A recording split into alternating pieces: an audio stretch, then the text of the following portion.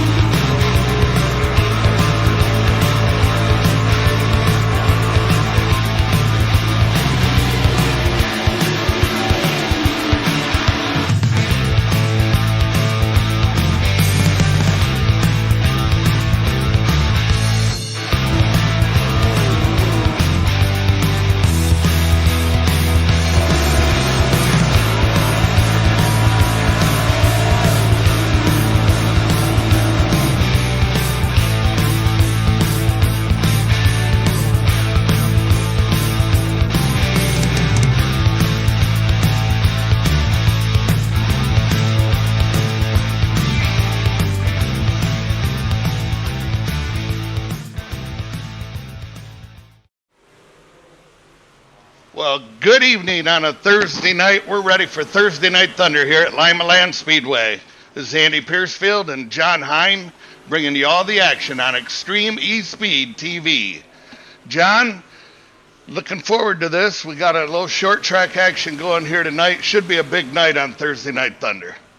Oh, yeah, I'm all fired up about tonight. Lima is my favorite track to go to. I absolutely love this track in any kind of car, even those quirky little dwarf, Legends cars. But, this is a good track. It's, even though it's a bull ring, Andy, it's surprisingly wide and does provide multiple lanes of action throughout the night. Yeah, it's one of them tracks. I hated it. And then I started figuring out how to get around it, and it became my favorite track also. So we're going to start out with the small blocks tonight. They're out there hot lapping right now. Looks like some familiar names up at the top of the pylon. We got Logan Gill, Brandon Templeton, Greg Boydell. Logan Gill with that 12.977. That's quite a lap around here. Yeah, you can get it. You can use that, all that banking out there to really carry your momentum around this track. And, you can turn some pretty quick laps here. That's what adds to the fun to it. You always hear about Bristol, it's like a short track super speedway. Well, I kind of feel like, you have Eldora and dirt. This feels every bit as quick as Eldora with that banking. You can really, like I said, keep that momentum up around the corner with all that banking. Yeah, it's a fun track to run. The groove definitely moves around a little bit. I've seen nights where you can get around the bottom and put some pretty good laps in also. Yeah, and and as always, these guys put on a good show and got pretty good car control, and I think we're in for a treat tonight. Yeah, I'm looking forward to it. So we're week 7 of the Thursday Night Thunder. So we've got the 358s, then we'll watch the big blocks. And then we'll finish off the night tonight with pro late models for the King of Dirt series. For those of you not familiar with the King of Dirt series, it's a different car at a different track every week. Really testing the guys with all their driving ability. Yeah, it's just been killing me all season not to be a part of that because, One of the things that I'm proud of, and I know most guys are, that they can hop in any car, and be fast in it. And that right there, that series, what better way to prove really who is the master dirt racer, so to speak? Every discipline on dirt, you got to do well at them all and be up front and win some races to get that series. Yeah, and it's been a lot of fun to watch. So tonight we got the Dirt Car Series, them Northeast Modifieds. That's who sponsors these small blocks. Um, we've got let's see, we've got the King of Wings fundraiser coming up the week of the 7th, 8th, and 9th. That's going to be sponsored by Mauer Farm Management, Cool Ray, and the Coast to Coast Racing League. That's our fundraiser. All the proceeds will go to the Steve King Foundation. And that's going to be, I believe that's 305s, isn't it, with a fixed setup? Nope, 360, and you don't have to be a league member to get into that either. Anybody that's listening here, you have an iRacing account, there'll be $100 winning purse on it, to $100 to win, and all you have to do is go to our website at c2crl.com and get yourself signed up. Right on. So that's a 3 night show. I know that on Monday and Tuesday night you're qualifying to get into the big race on Wednesday, and I know they have special events. There'll be a veterans race, and there's stuff like that. So just go on the website Coast to Coast and check it out, and come on out and join us. It should be a really good week. Yeah, and to enter that now is better, because to enter the race there is a $10 fee right now, and I do believe it goes up to 15th.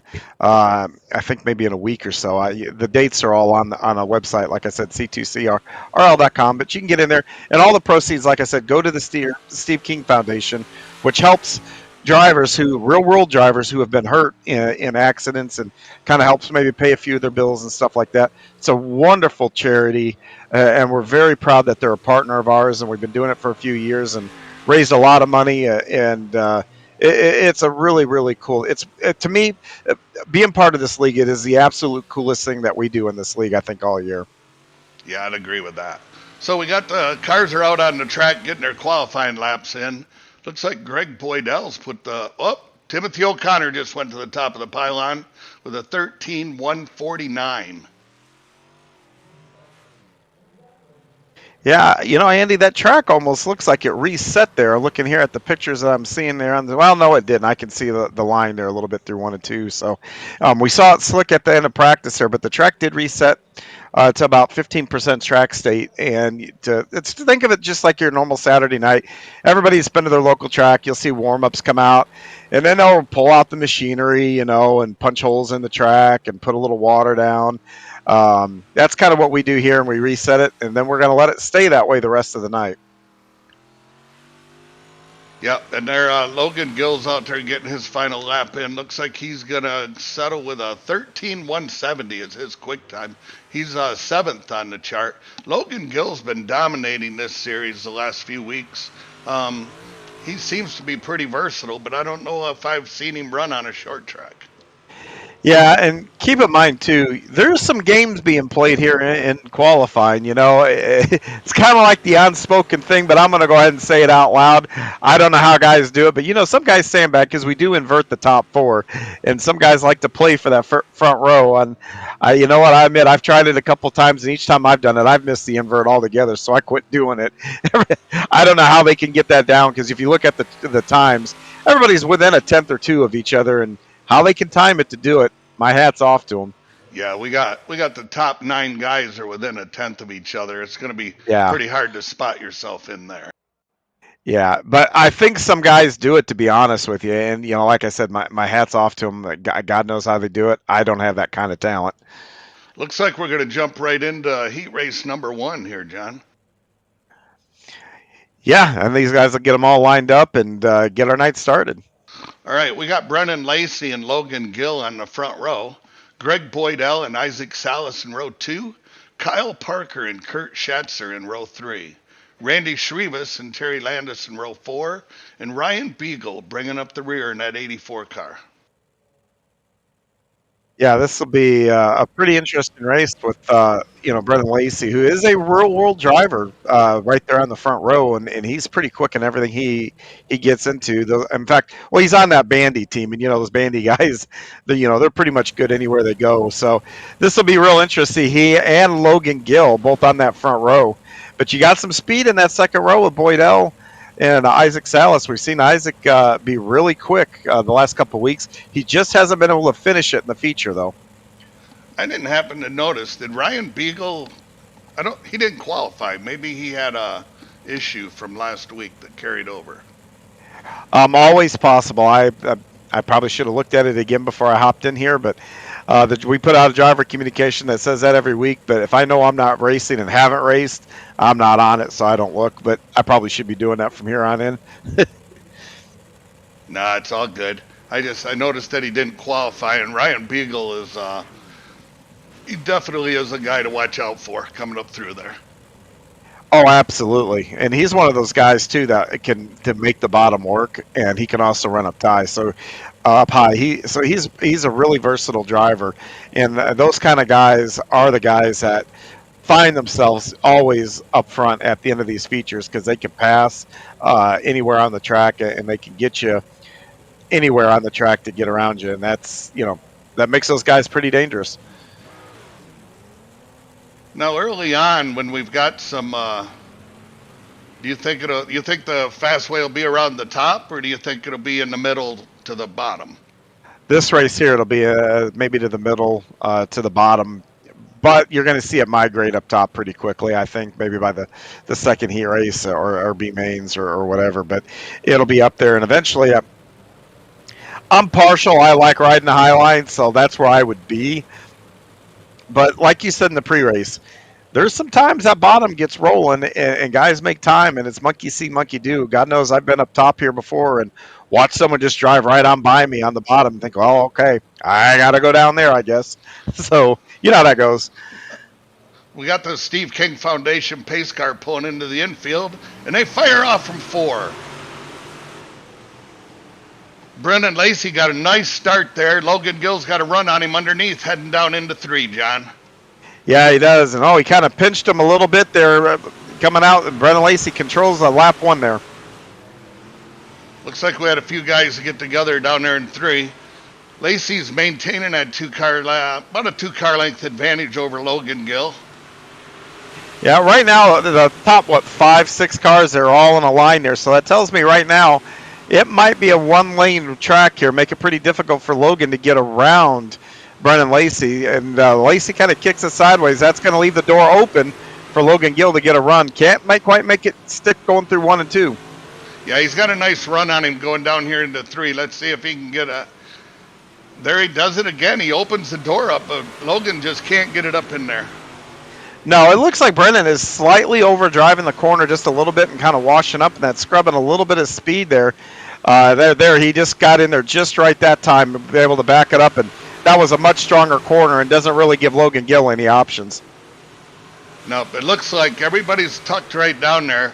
I don't think Brendan's the fastest car out there, but he's in the line where everybody wants to be right now, and that'll widen out as we get going through these heats.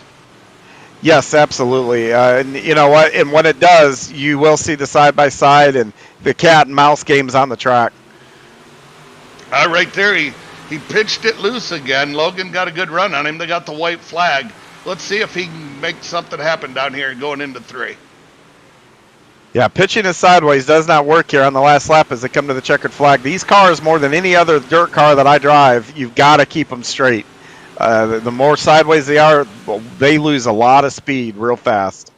All right, so we finished up with Brendan Lacey and Logan Gill, your top 2 cars. I believe we're taking a top 4, John. Top 4. That's correct. All right, heat number 2. We got Dean Reynolds on the pole with Nick Vickery on the outside. Peter Breeze starting 3rd with Brian Lawson 4th. Mario Podrier in 5th with David Tormaki in 6th. Alex Pomerleau and Donovan Ross in row 4, and Bob Curtis bringing up the rear in row 5.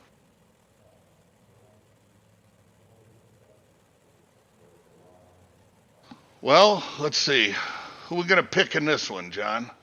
Oh, that outside guy, yeah, he's pretty tough in anything he gets in here lately. He's doing really good on Monday nights in the Renegades in our marquee division.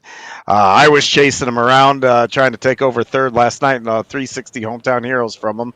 I think I almost ran him over once or twice in that crazy multi-class race. But Nick Vickery there, right there, that 0-0 going on the outside that front row. That's who I'll probably keep my eye on here. But you got Brian Lawson, who we've seen have some incredible speed here lately, is behind him. So we'll see how this all comes down to, but I expect it to be close. Yeah, look at that new wrap Dean Reynolds is sporting there. Got that gold, kind of that gold chrome look there. And we're going to fire off from 4. Looks like Vickery's going to get a little bit of a run on Dean as they come out of 2, and Dean's going to fight him off. Yeah, Nick just threw it in there pretty hard, and he's way up the track there. And like I said, it's a one-lane track for the most part. And right now, Dean Reynolds has got that preferred line, and Peter Bree is right there on his bumper to not let Nick in to get in the line there. Yep, Nick's going to keep trying that outside to see if he can get it ran in and get it to work. But Dean Reynolds is looking really good out front in that new wrap on that 79 car. Yeah, it looks like that outer, it's close because you see Vickery is hanging on out there, but when he goes that high, and he's got to go that high because if he pinched that Bree down there, he's going to run the risk of getting right reared here. But now he's going to try a crossover, see if he can work the bottom. Yeah, Breeze is trying to do the same thing Nick was doing. They're just a little bit too high, but Dean has got it right in that groove where they need to be. Yeah, he's on the early cushion, as I like to call it, and he's got control of this thing right now. But we got a heck of a battle here for second place. Nick's got back by him. Let's see what they can do. Peter Breeze is going to try to get him on the outside, coming off from 2. Yeah, Peter just needs to get down on the line now and just fight another day there. If not, Alex Palmer is going to sneak in there and try to fight for that spot. Yep, we're in the white flag lap. Dean Reynolds is stretching it out now. Impressive run by Dean.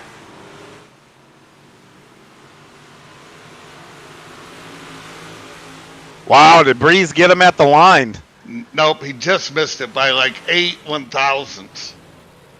Yeah, everybody that was in the pits for this next race noticed that top line started to move there the last couple of laps. So I think we've got 2 viable lines for this next race. Yeah, I do too. It was getting close. All right, heat race number 3. Looks like we got Brandon Templeton and Derek Wutsky in row 1. Jeff Barker and Timothy O'Connor in row 2. Mr. Bob DeGood and Zach Chapman in row 3. Claude Fournier and Andrew Smith in row 4. And Mike Shagnesi in row 5, back there by himself in the 48 car.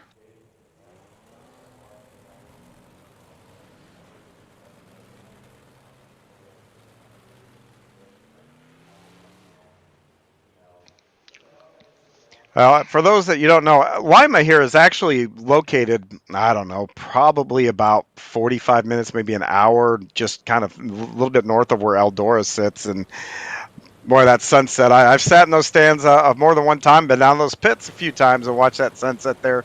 But I tell you what's really cool about the place, and I kind of regret never getting there, but 75 is not too far. Highway 75 isn't too far, and I think they got like the John Glenn Museum or Alan Shepard Museum. There's a space museum there. Yep. Never got a chance to go there. John Glenn. Yeah. Oh, we got our Steve King Foundation pace car in as we fire off from 4. Brandon Templeton with a good jump on their start.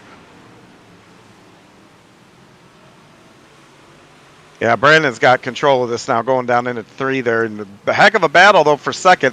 Once again, we're going to see if that top line is viable. You got Jeff Barker there on the bottom just digging away.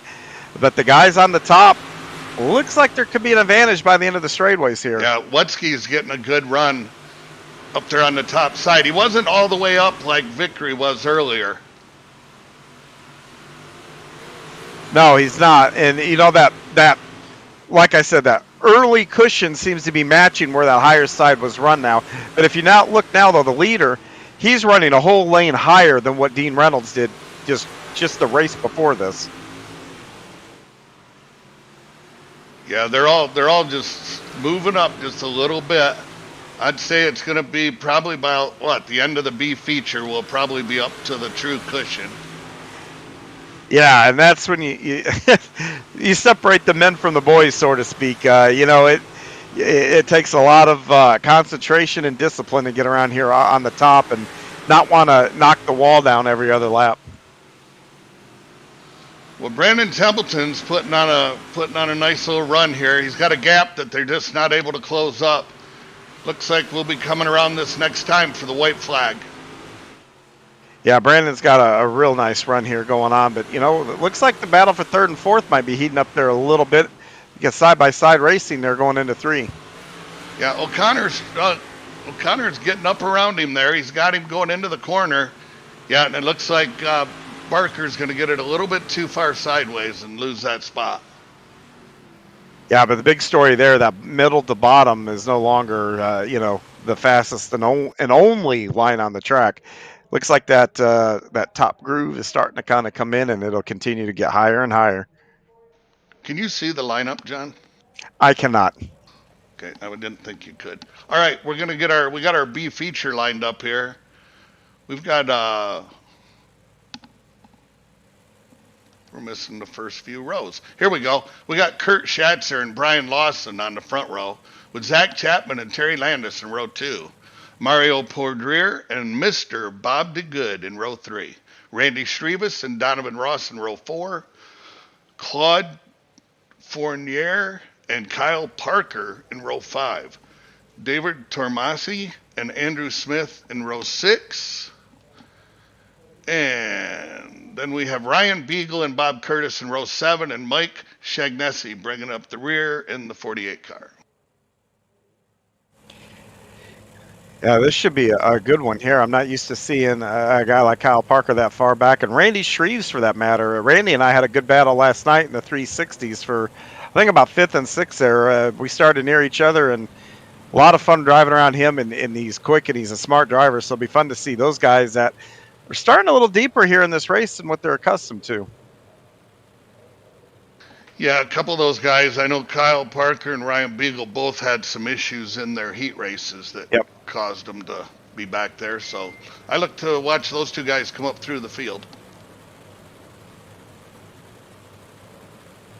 I'm not sure, but I think we're taking 6. Okay. Now that wouldn't be right. 3 heats, 4 is 12. We might be taking 10. Well, that's all of them, so it looks like maybe everybody will be transferring here. All right, they fire down into 1. We got Kurt Schatzer out front. Brian Lawson coming up around the top side. Looks like that top's starting to get to be the way to go. Yeah, it really does, and it'll be neat to watch them once they get all the way up against that wall, because like I said, right there separates the men from the boys up there. And with these modifieds, we haven't seen it yet because they haven't been near the wall, but once they get up near that wall, that right front tire, if it touches that wall, it's sayonara. You're done. So it'll be interesting to see who can keep that right front off that wall once it gets up that high.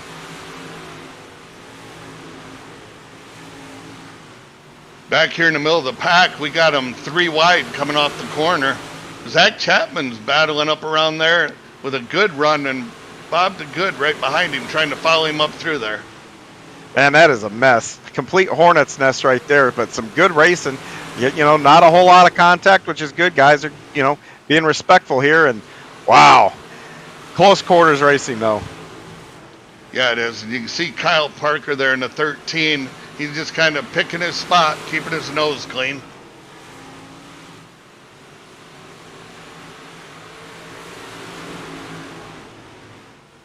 Got a good battle up front. Looks like Brian Lawson's ran him down, and they're starting to put a good battle on for the lead. Yeah, Kurt Schatzer's running a pretty good line, but boy, I tell you, Brian Lawson, as he's kind of turning down the hill, he's getting this great run coming out of the corner. Well, right there, though, Schatzer does get a good run coming out of that corner, but up until that point, Lawson was getting pretty good launches coming off the corners.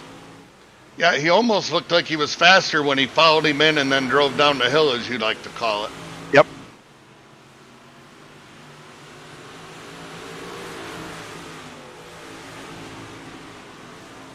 Still got a mess going back here in the middle, man. That's some close quarters racing right there. Yeah, it is. It's one of those things I'm watching here and thinking, man, I'm glad I'm up here with you talking in the booth here. All right, so we got Kurt Schatzer, Brian Lawson, Terry Landis, Randy Shrivas, and Mario Pordrier making up the top 5.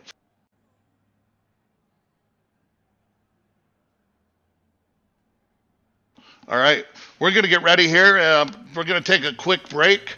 We're going to be back in about 3 minutes with our feature.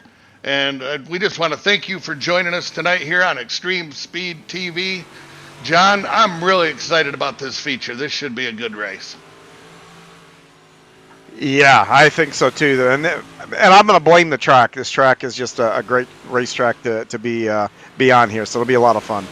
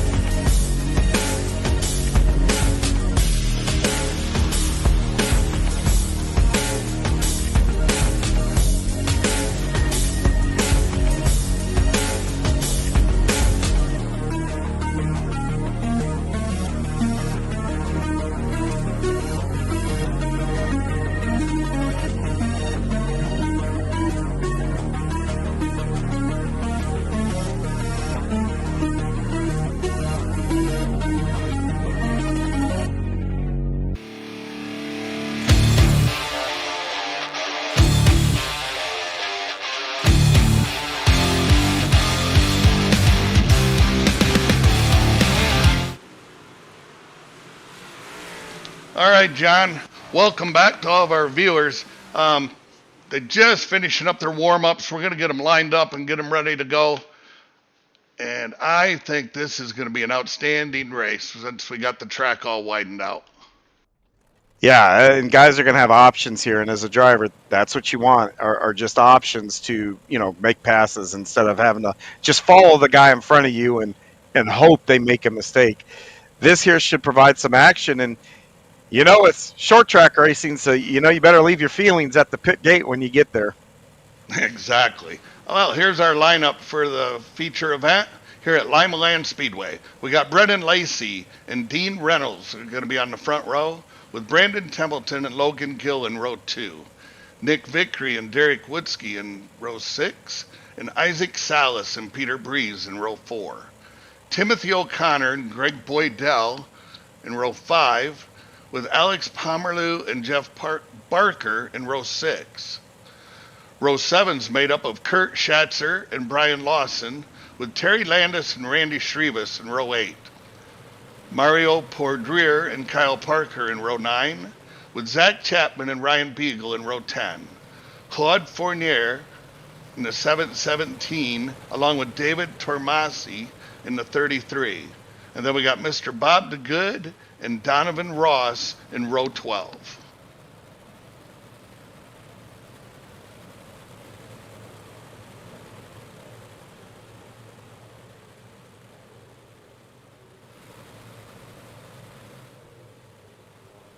All right, they're getting ready as they pull the Steve King Foundation pace car in. We're going to fire off from 4 this time by.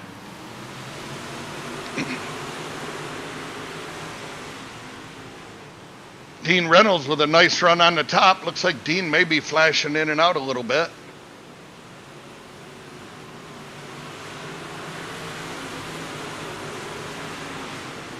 And we're going to have a quick yellow here as we had some problems going on down there in turn 3.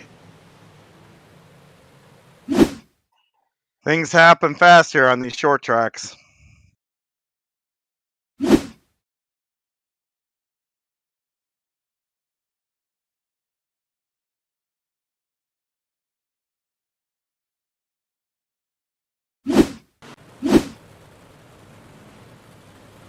Wasn't able to catch the spot of that replay there. We had 4 or 5 guys got tangled up back there.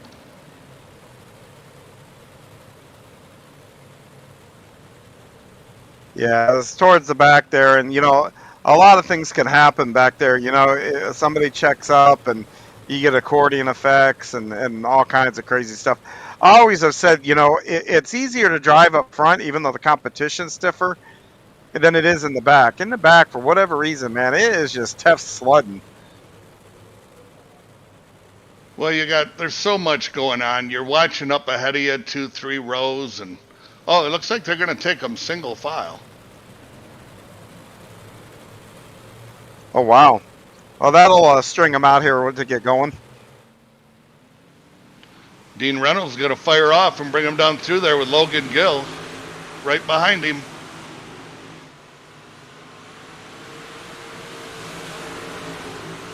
Yeah, and Dean Reynolds, he's been impressive all night here. Maybe he's going to take down Logan here tonight.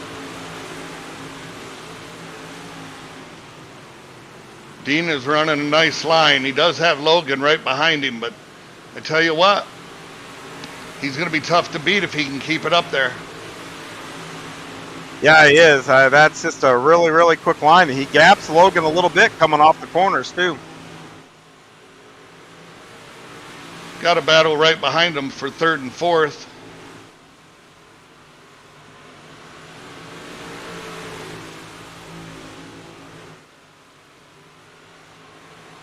Yeah, Logan's trying to run that line where you drop down and come off the corner.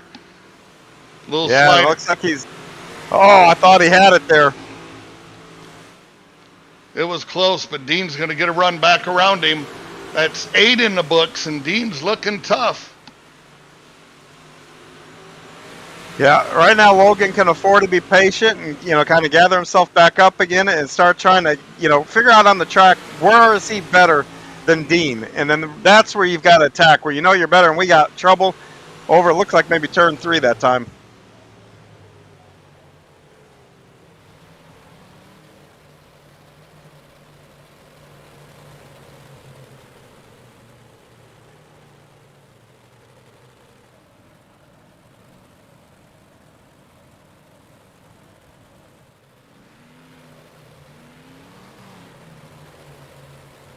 It looked like a case. Brian Lawson was the guy that got into trouble there, and it looked like what we had said earlier about catching that right front on the wall. It looked exactly like it's exactly what he did. Caught it, ran up the wall, and man, I hope he pits because that car is crab walking right now.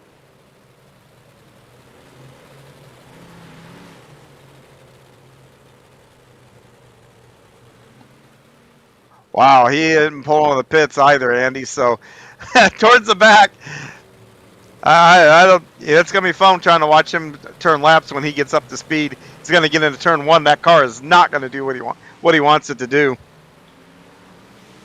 He's definitely got some problems there. Looks like they're going to go back to a double file restart here. Oh, and Dean fires them off. That was quite a move he made right there. Oh, yeah, and I think that might have caught guys in the back. We got caution out again.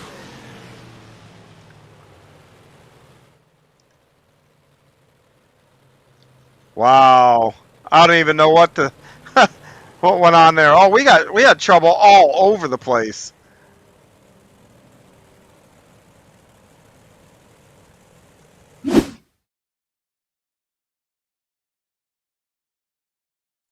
Yeah, the Derek Woodsky got into trouble on the straightaway, and then there was a big stack up in 3 and 4. There's all kinds of issues.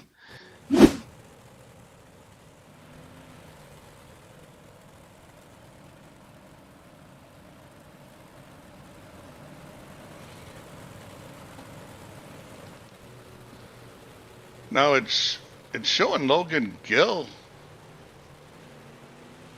as the leader. Wow. I guess he must have beat Reynolds to the line, maybe. Well, that's kind of a little controversial. Here they go. They'll fire off turn 4. I didn't see that. I didn't either. And while they're going live here, I'm going to roll back here, Andy, and see if I can see what happened. 10-4. Yeah, we got Dean Reynolds in second. We got Brandon Templeton up, putting pressure on him for that second spot now. And Logan's got about a 4 or 5 car length lead now.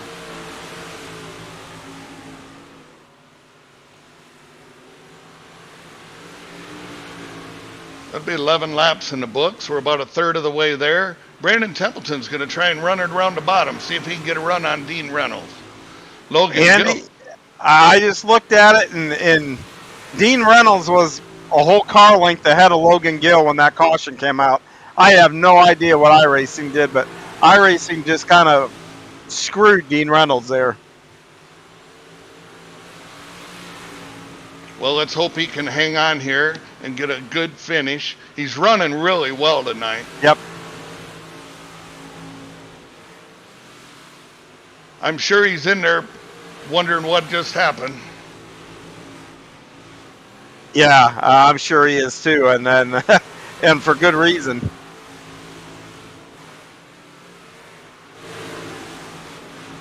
We'll drop back here in the middle of the pack and see what's going on. We got Kyle Parker trying to move up through.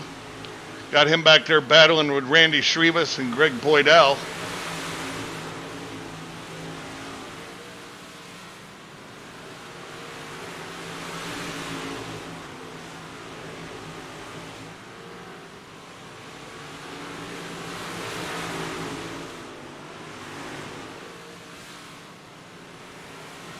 You know, this is Lima at its best. Basically a conveyor belt of race cars all the way around the track and battles now at both ends of the track, both straightaways. Great stuff from Lima. Yeah, they're running 3 and 4 wide back here for, this is basically 9th through 12th. And they're back here just battling. It's good racing right here. Like you said earlier, the track's plenty wide enough you can really race here. Yeah.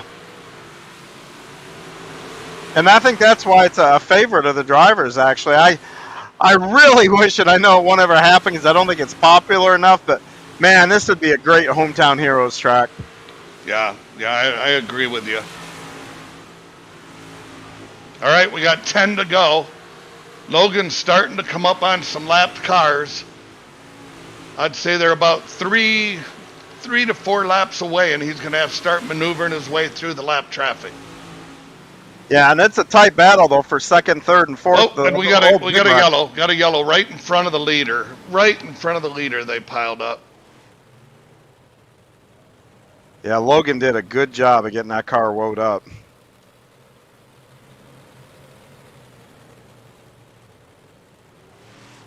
We'll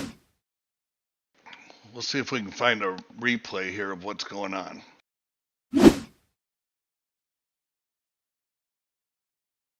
No, a little bit late there, I think. I think we missed it again.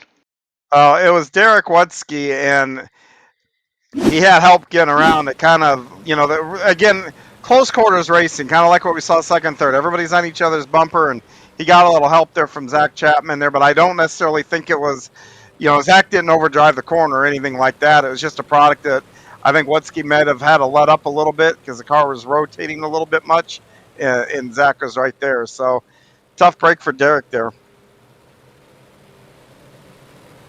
And All right. also, I think I figured out why Dean Reynolds gave, because when the caution came out, Dean Reynolds was in front of the pace car, and the pace car was on pit road as we go back green.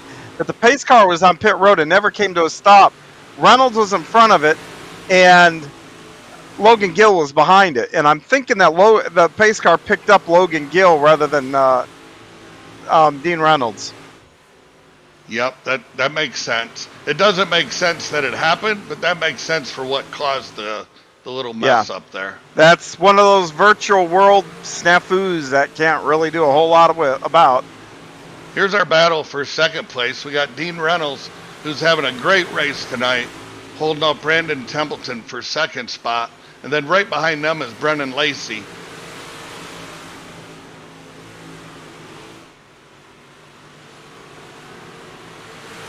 On one hand, he had a little bit of a lead and he didn't really want to see the caution, but the other hand, Logan had the track cleared out in front of him. We got another accident over here in turn 3.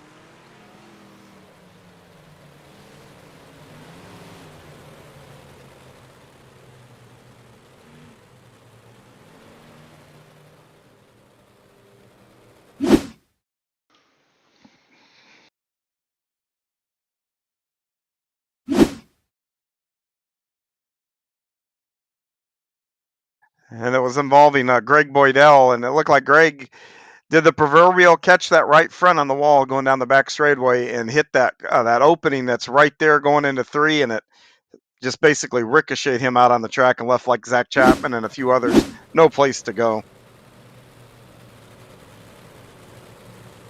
We're down to 3 to go here. It looks like we'll have a little more than a green-white checker. Logan's able to jump out to about that 4-car length gap. As they pull the Stephen King Foundation pace car in, Logan will fire off from turn 4. And again, he jumps out to that 4-car length lead right off the bat.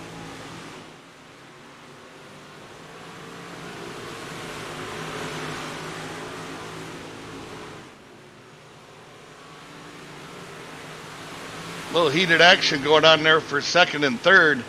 Looks like they got into each other a little bit, but they were all giving each other a lot of room, a lot of respect. Yeah, but look who's on the bottom now. Nick Vickery is trying to see if he can snooker those guys from the bottom. Just doesn't look like he's got enough drive off to do so. Next time by, they'll get the white flag. Will be one more to go.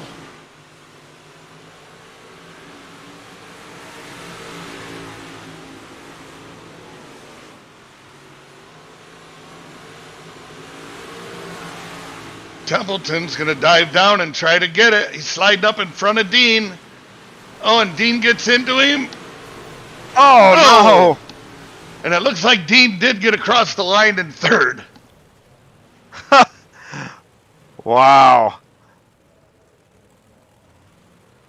Hope he can make it around to the photo after that.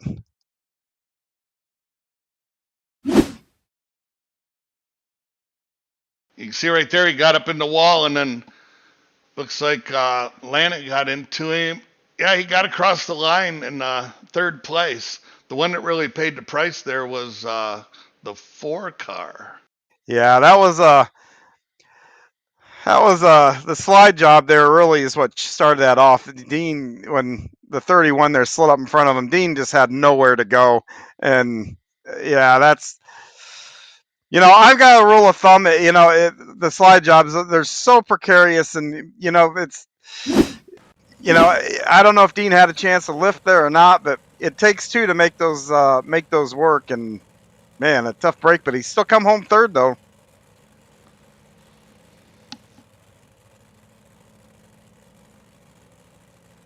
Oh, I couldn't even go. I couldn't get under you. Oh, hey, God. Dean Reynolds. Oh, man.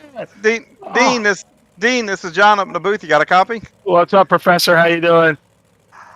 Wow. Doing a little cold trickle there, going upside down across our finish line, that kind of thing. Walk me through that. Well, I'm kind of unhappy a little bit here because the scoring put Logan ahead of me, and I don't know why on that second restart. I have no idea. So I think I may have an answer for you. Yeah.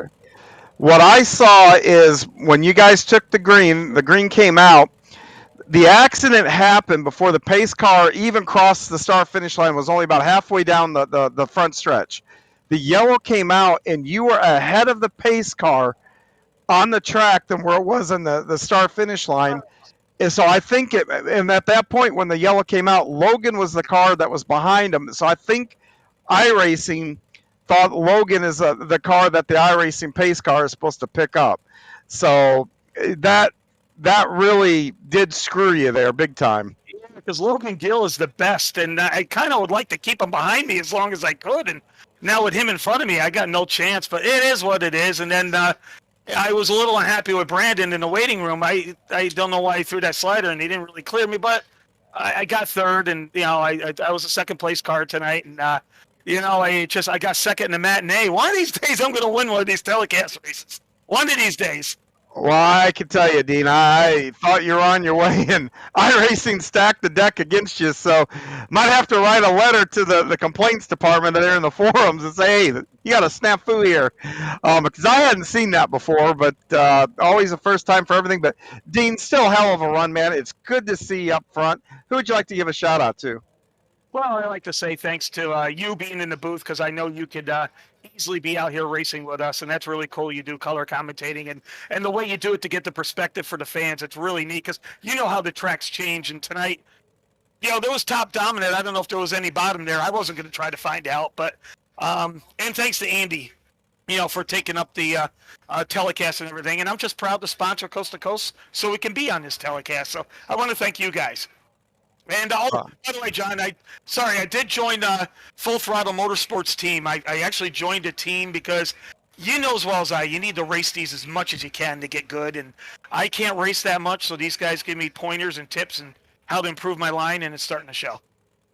Well, awesome. It definitely seems to be paying off tonight. I think this is the second time we've spoke now in the last couple of weeks, so keep it up, and hopefully we'll see you again here before the night's over. Well, I'm going to try like heck in the big block. Congratulations to Logan and Brandon as well. That was a fun race. Congratulations, Dean. Thanks, Andy. Yep, once again, that's Dean Reynolds, our third place finisher tonight.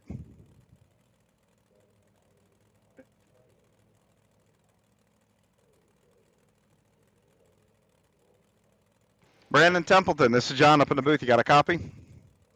Yeah, I got you, John. Well, you got second there. What a run up through the pack. Walk me through how you got up that far. That was a great run through the pack. I think you were able to make moves that I saw nobody else make out there.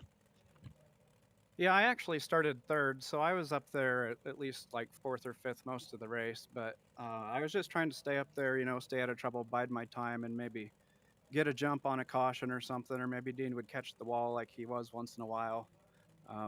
But I got to apologize there at the end. I threw a slider on him for second place, and I was worried about clearing him. I think I cleared him by plenty far, but I really parked it there and didn't leave him very far to cross over. So I got to apologize for Dean. I'm just glad he was able to get third place at least out of it.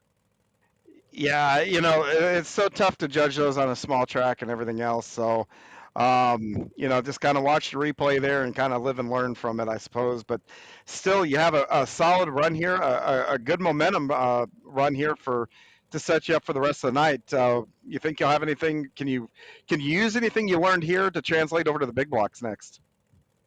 I'm actually going to have to sit that one out. I think my VR is just about ready to die. I didn't get it all charged up last night. So. Oh, no. Will you be back for the late models then? Yes, I will. I'll be back strong and try to do something there with the King of Dirt. So. Well, awesome. Then we'll see you later on tonight. That's Brandon Templeton, our second place finisher.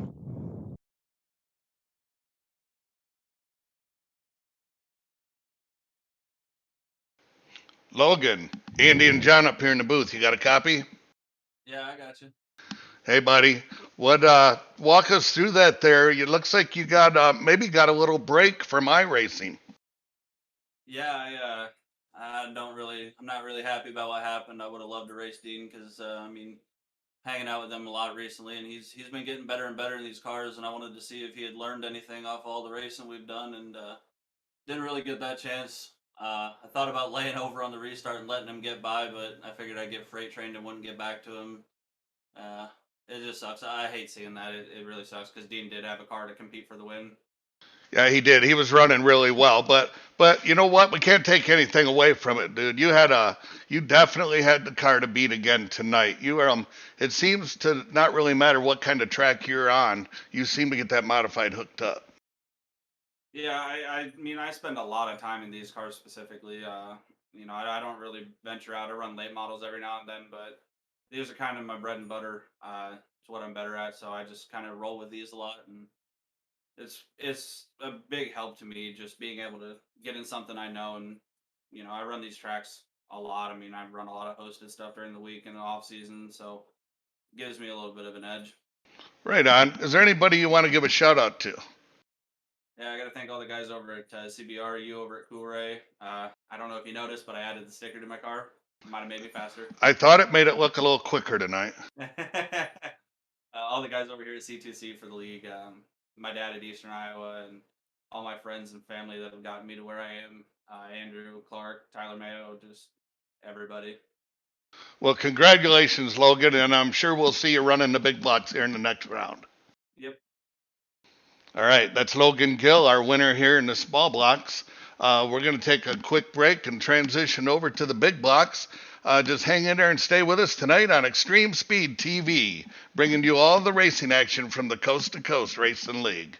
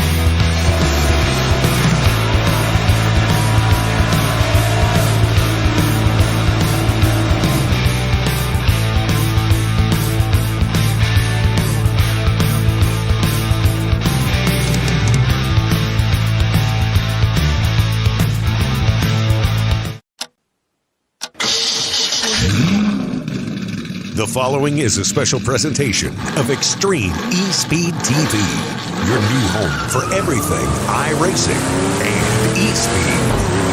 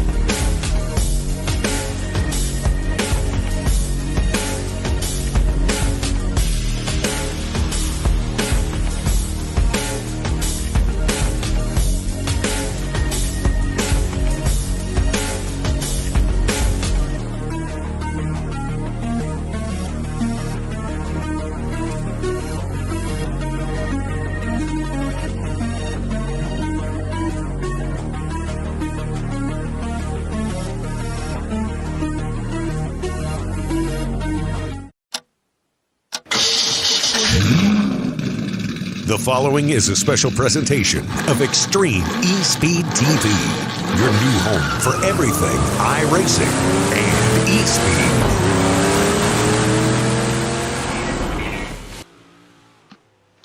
All right, welcome back, everybody. Thursday Night Thunder, we got the big blocks out there running in the track and getting some hot laps in, John. Yeah, and track's already wearing in a little bit quicker with the more power these guys have, but we are at a short track. The one thing that's unique about what we're doing here in this series is we're allowing the big blocks and the small blocks. So if you wanted to come out with a 358, you can run it in this with these guys in this series. So that may prove beneficial. You could really get around here on the bottom, no tire spin with that small block. I've ran a few races running the small block against the big block and was very competitive. I think I got a couple of runners up in the small blocks. And this would be one of the tracks I think I did it at. The only real downside is, boy, I tell you, on restarts, you get killed in a small block. But you get a green flag run, you've got a small block, you can definitely gain some advantage there. Yeah, now, as I look at the track, as they're entering in there, it looks like it's starting to dry out already. Yeah. It looks about like it did by B feature time with the earlier race. So, to your point, do you think it'll become top dominant sooner? Absolutely. You're going to see the track widen out a lot quicker. These cars just like, I got a feeling the majority of people in here are in a big block. So you're going to have cars with a lot more power getting down to them, going to have a lot more corner entering speed. So they're going to tear the track up a little bit quicker. But you know what? As it gets slicker, though, all of a sudden those guys in the big blocks, it becomes easier to spin the tires. And that's where I was saying if you are in a 358, you can actually be a little more aggressive with the throttle and not get the wheel spin. But, the lap times won't be that much different from the 358 that we saw a little while ago. So I think it'll be really interesting to see, guys that are exceptional with their throttle control. Those are the guys that are probably going to be up front here by the end of the night here.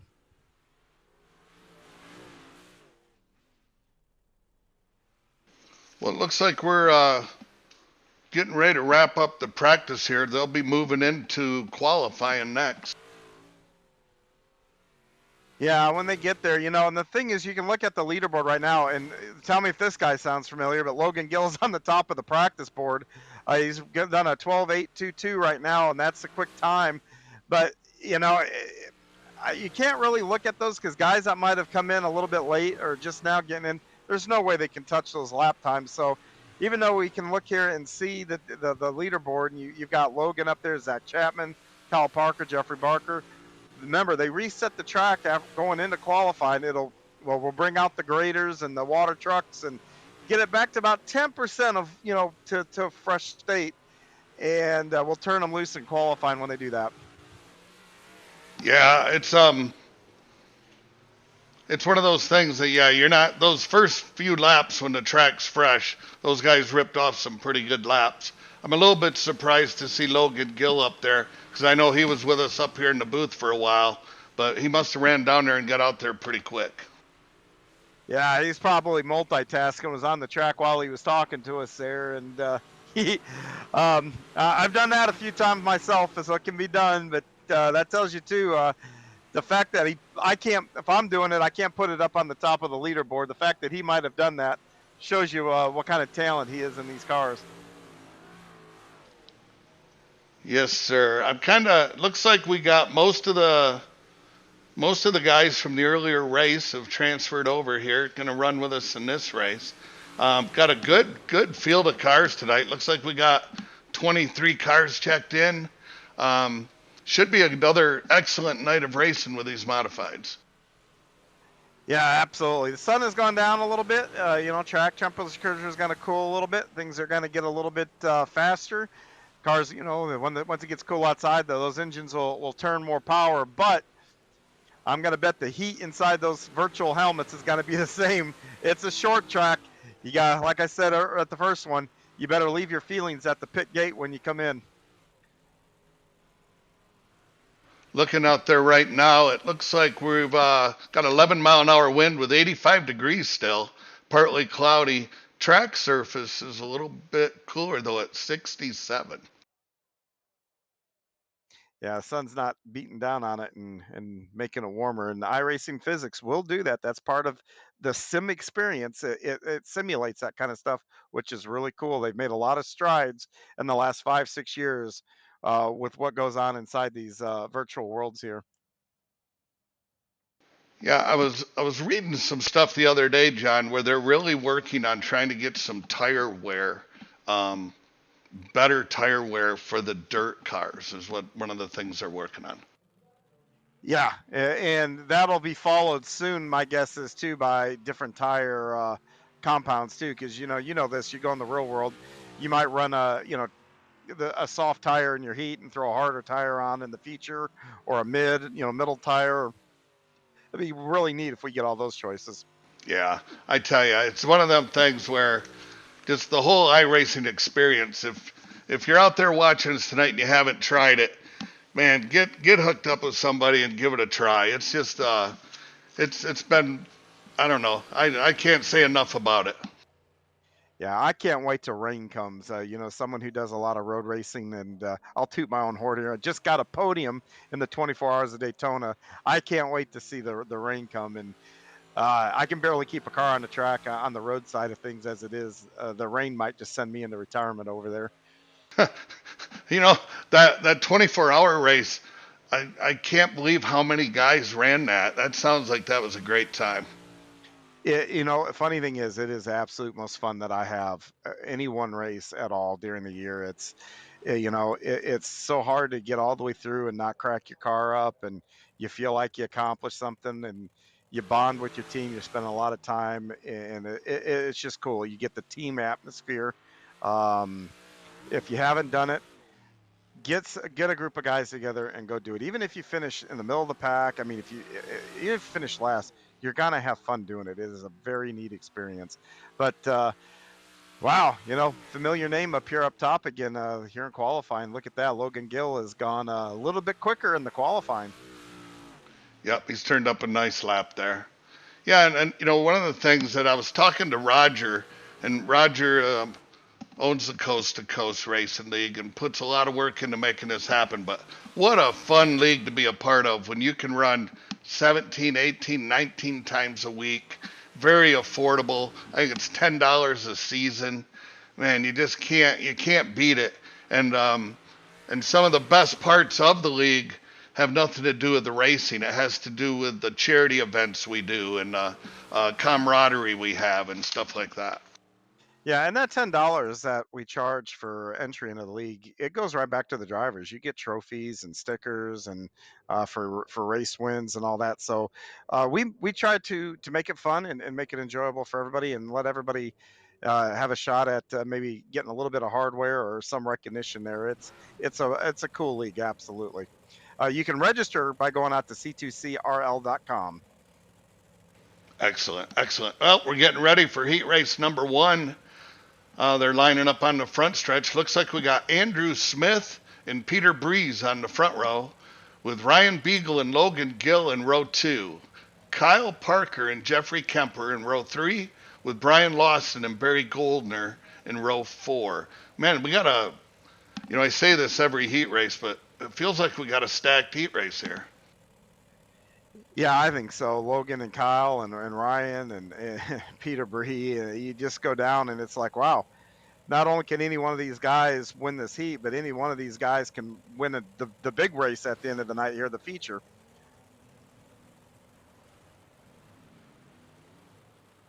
So it looks like the track is just carried over from qualifying, correct? That is correct. So they're about 15% track state right now. For those that are in here and kind of want to, what's going on here. So, what it basically does is knock the slime and it because at a brand new track state, the track is just real heavy. It seems like it's slimy. The track locks down to one lane. Right here should produce maybe a lane and a half at least. So that at least allows you to get your nose under somebody if you can and get them up out of the way. All right, we got the Steve King Foundation pace car pulling into the infield. We're going to have Andrew Smith and Peter Breeze bringing them down for the green. Wow, Logan Gill tried to shoot the middle there, and that gap closed rapidly. No, he's finding more trouble down the backstretch. Yeah, we got one rolled over, and it looks like Logan Gill's up in the fence with Jeffrey Kemper.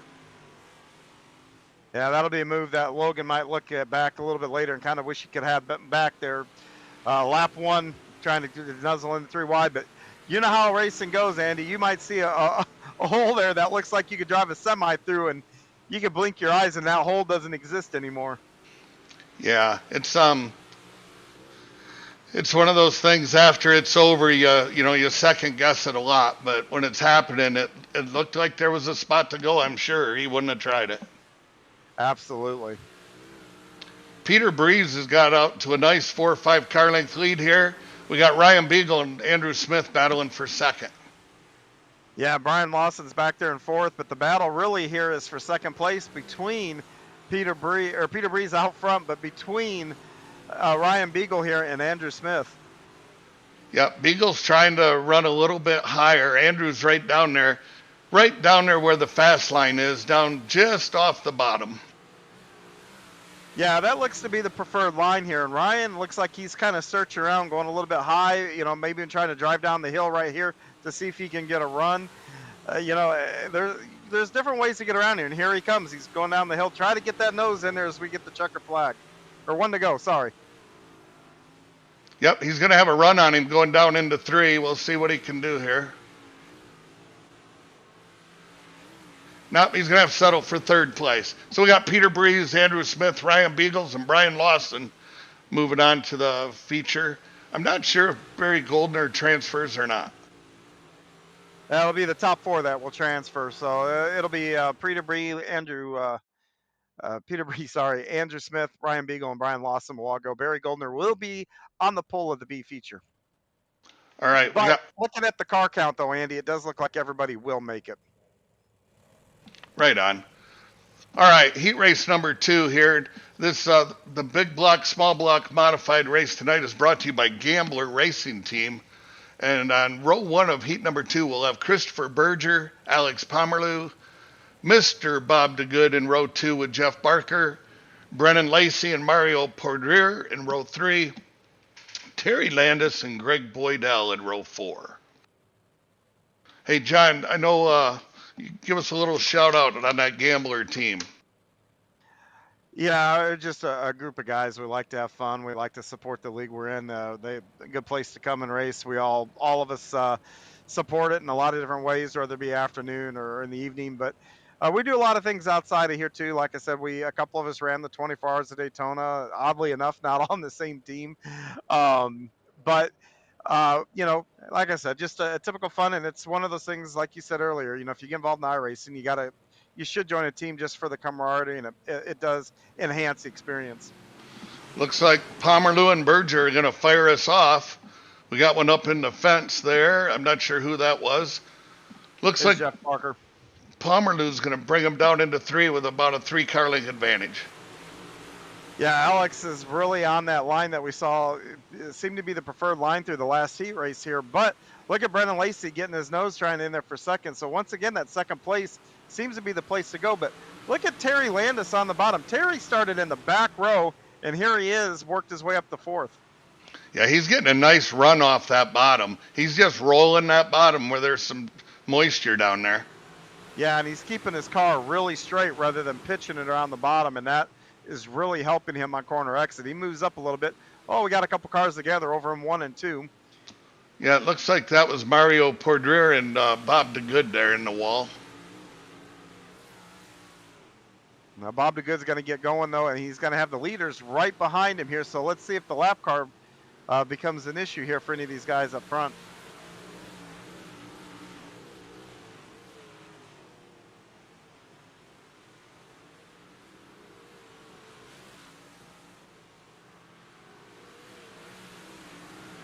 All right, looks leader's got a nice lead. Alex has got it out there pretty good. The real race right now is for 4th place, and that's between Terry Landis and Brennan Lacey.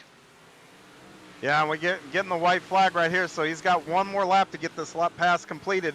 He is running the very, very bottom there. And boy, I tell you, Brennan Lacey's not leaving him any room down there to operate. Looks like it's going to be a drag race coming to the flag.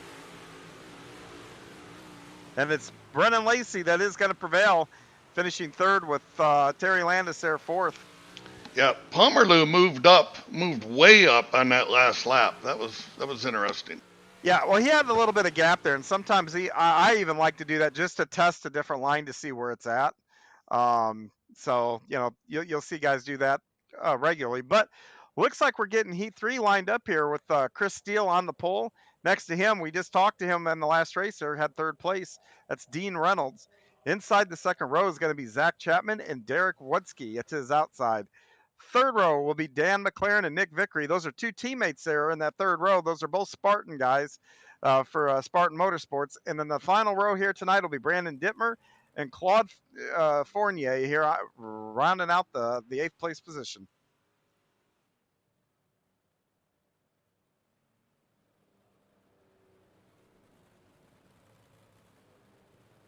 Well, Andy, you've asked me a few times tonight. I'm going to ask you, who do you like in this one? Well, I'm going to go with, you know how I am. I'm going to go with that Cool Ray, that number 72 that has that Cool Ray sticker on the quarter panel. I wonder why that is. Here we go, ready to come out and get going. And we can talk about Cool Ray all night. They are the sponsor of our series, and I don't know how many times I've said it. And when I've got at podiums is, if you live in that Atlanta area, it is winter. Weather turns bad and you need a tune-up, call Cool Ray. They'll get you set up, and they'll get you set up pretty quickly. Dean Reynolds is working nice up around that top. He's got a run on Chris Steele. Chris gets it in there a little bit. Whoa, and we got one upside down and up in the fence. I have not seen a flip that violent in one of these cars in a long time. That was Derek Wudsky. Man, I feel like someone should be giving him a safety check at home, a wellness check, call him or something, but he's driving away, so he must be okay. Top four are battling here pretty good. We got Steele, Reynolds, McLaren, and Chapman all right there. Yeah, and Derek did a classic thing there and pulled down so he didn't interfere with the race or the leaders. Very, very sportsmanlike there. I want to give him a shout out for doing that. Tell you what, right around the bottom, Dan McLaren is starting to, he's came from 5th to 2nd in 2 laps. Yeah, he's hooked up there on the bottom. It's gotten around Zach Chapman now. He's trying to reel in Chris Steele here for the lead. Next time by will be the white flag. We'll have one to go. Let's see if he can hold him off. Yeah, I just don't see him getting the runs off the corners that he needs to complete the pass, but boy, on corner entry, he is just killing Chris Steele going into those corners. Chris Steele, followed by Dan McLaren, Zach Chapman, and Nick Vickery will be our top 4. Looks like Dean Reynolds will have to go to the B.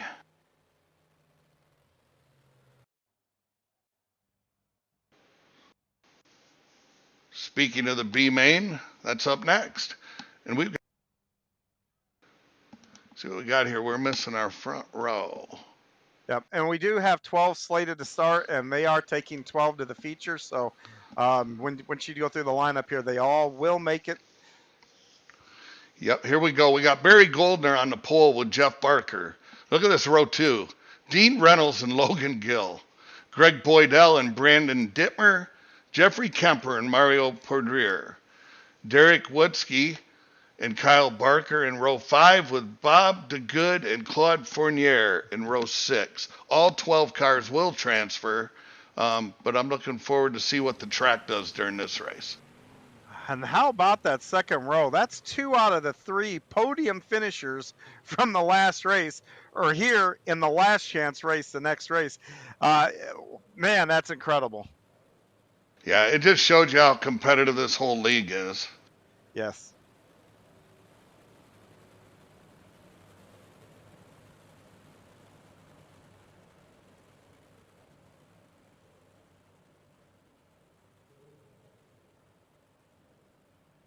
All right, we're going to get ready to pull that Steve King Foundation pace car into the pits. We're going to have Barry Golder and Jeff Barker bringing us down to fire us off from 4.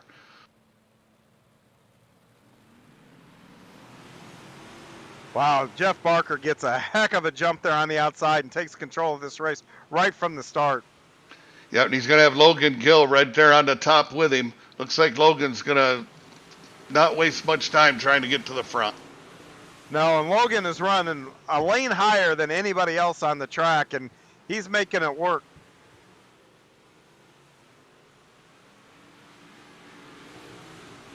No, he's kind of dove it down to the bottom this time. See if he can get up in front of Barker. He does. He finishes off that slide job.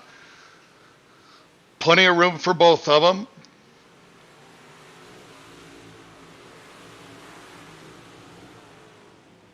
Andy, go back and look at that battle for 4th, 5th, 6th. They are just, it's a knife fight out there. They are just going at it. Oh, a couple of them got together back there. Looks like Kemper, Boydell, and Wetsky got caught up in that. And man, I saw that coming almost a lap earlier watching those guys just duke it out. Still got a good race going on here for 4th and 5th between Parker and Poudrier. Yeah, and Derek Wetsky has pulled it in the pits, but good news, he's still going to line up and take the green flag for the A main later.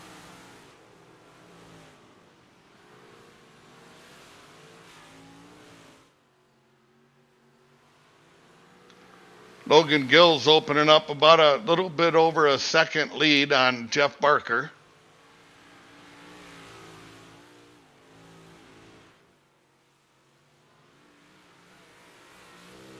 The field's pretty well spread out right now. Looks like we're going to just wrap up these final 2 laps and get ready to move on to the A.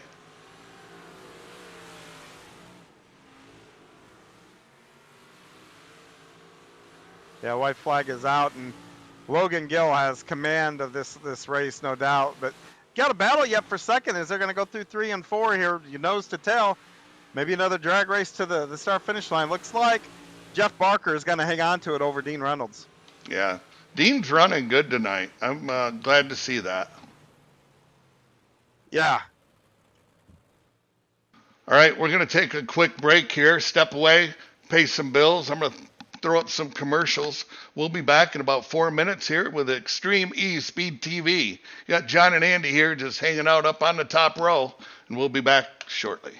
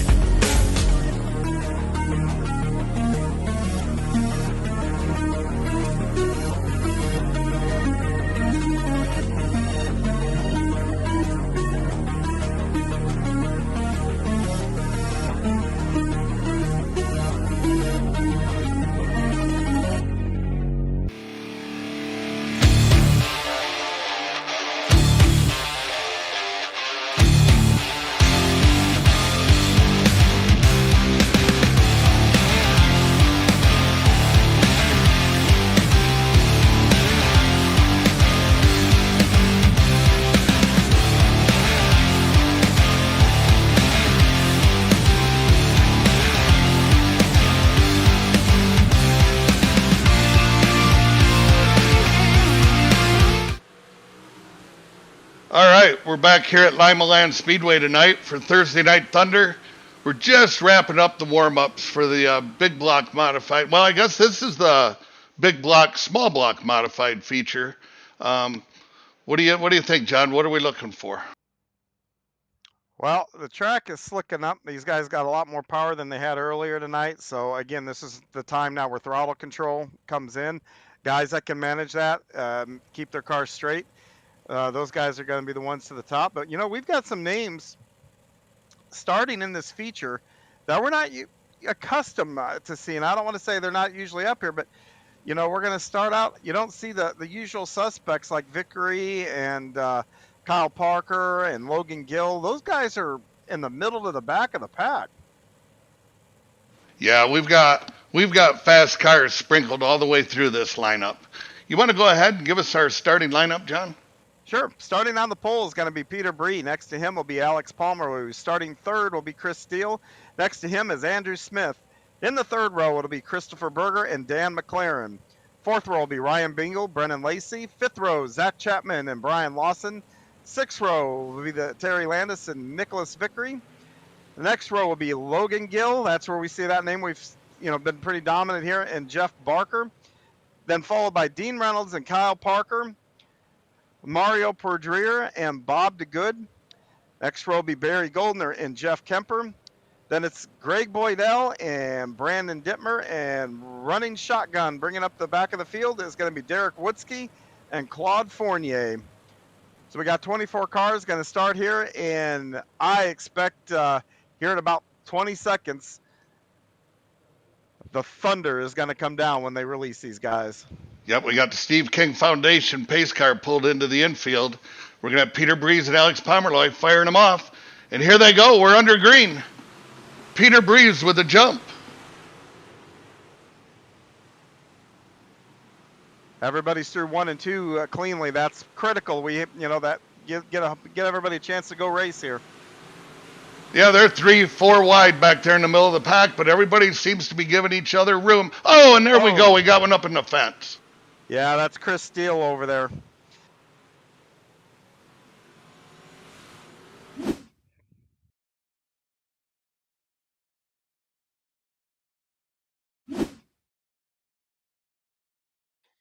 Yeah, he had a little bit of help there. Looks like Christopher Berger just gave him a tap, and it didn't take much, and around he went.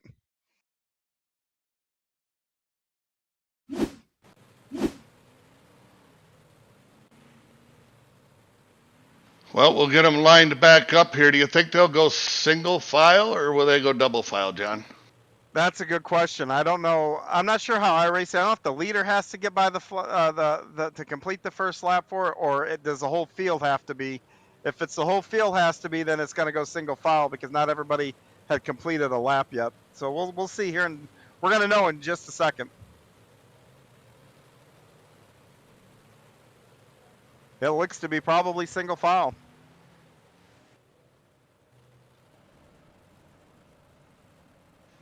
Here we go. Peter Breeze getting ready to bring him down the hill, and he fires off. Oh, he gets a nice jump on him. He's got a 4 or 5 car length jump. That's outstanding. That's going to allow him to get into a rhythm quickly and maybe start to gap away from the field. But you're looking now, that battle for second. You've got Ryan Beagle all the way at the bottom of the track, and then you've got the number 2 and 397 of Pomeroy and Berger up top. And they, once again, same thing through 1 and 2. Beagle is making nice time down there around the bottom. Yeah, Ryan is really strong down there in almost anything. Sprint cars, anything. I've seen him win races running that bottom line exclusively. We'll see if they can get it to work, but right now that top seems to have the edge right now. Quite a pack race going on back here in the middle of the field. Yeah, you got guys trying all over the place because, you got to pass them where they're not. So that, kind of forces you into trying to make it too wide and trying different lines.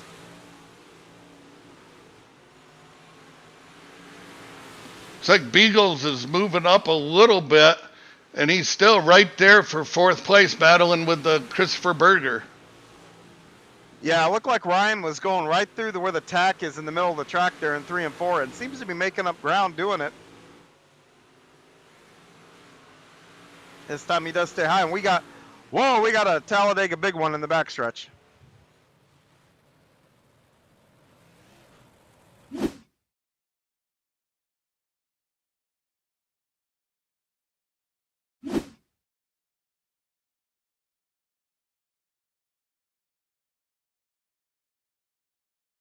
Oh, that one there, Dean Reynolds. Tough break. He caught that outside wall on 1 and 2 with that right front tire. And Andy, we've seen this over and over again. You touch that outside with that front tire, like I said, it's sayonara, game over. He got up there, and then he got into that opening right out of turn 2 there, and it shot him right back across the track. And man, it was on from there. 5, 6 cars got involved in that.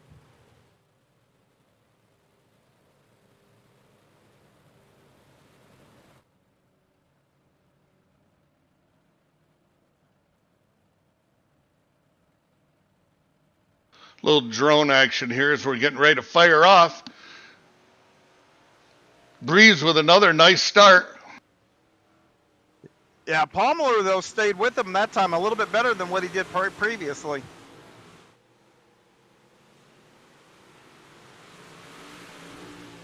Looks like Derek Wutzke is up over on his lid over in turn 3 here.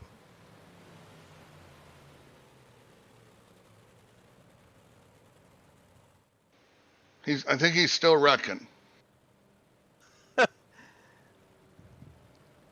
Yeah, Derek's had a tough night tonight. And you know what? You have those. Wow.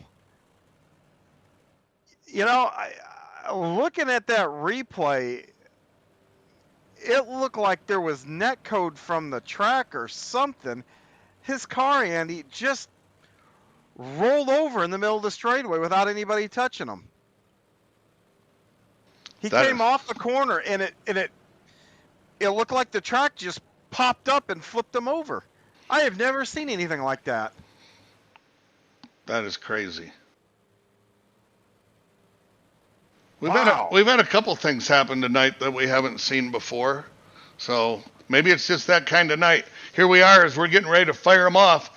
Peter Breeze is going to bring him down the hill for the restart. Nice jump. Nice jump. He got a great start. Oh, but Pomerleau ran it right up into the fence. Yeah, and that's really Christopher Berger. It looks like it's going to come out on the short end of that one. I don't know if he overdrove it. No, he's got some real damage on that car. That axle is bent underneath, it looks like. Yeah, he's going to have to take a tow back to the pits and before he restarts. Tough break. He had a great run going. Yeah, Pomerleau got up into the fence. Berger came in behind him, and then it looks like the McLaren finished him off. Yeah, and you know this track, it for running up top, and I don't know why it is, because the dimensions don't really invite you to overdrive it, but it's still really easy to overdrive in the corner just because I think it's so fast, and I think at the end of these straightaways, they're not as long as like a Williams Grove or something like that, but it's sneaky fast because at the end of these straightaways, it almost feels like you're going faster than what you think, and getting the car woed up and not to hit that wall sometimes is really challenging. Yep, they're getting ready to fire off here. We're going to have Pomerleau behind Breeze. I don't know if Pomerleau has any damage on that car or not. We're about to find out, see if he holds on to that second up there or if he starts to fall back. But Ryan Beagle is really hunting that bottom right now, and he's fighting pretty hard with it down there, but we see Nick Vickery moving into the frame here in fourth. Oh, we got another big wreck up in turn 1 here.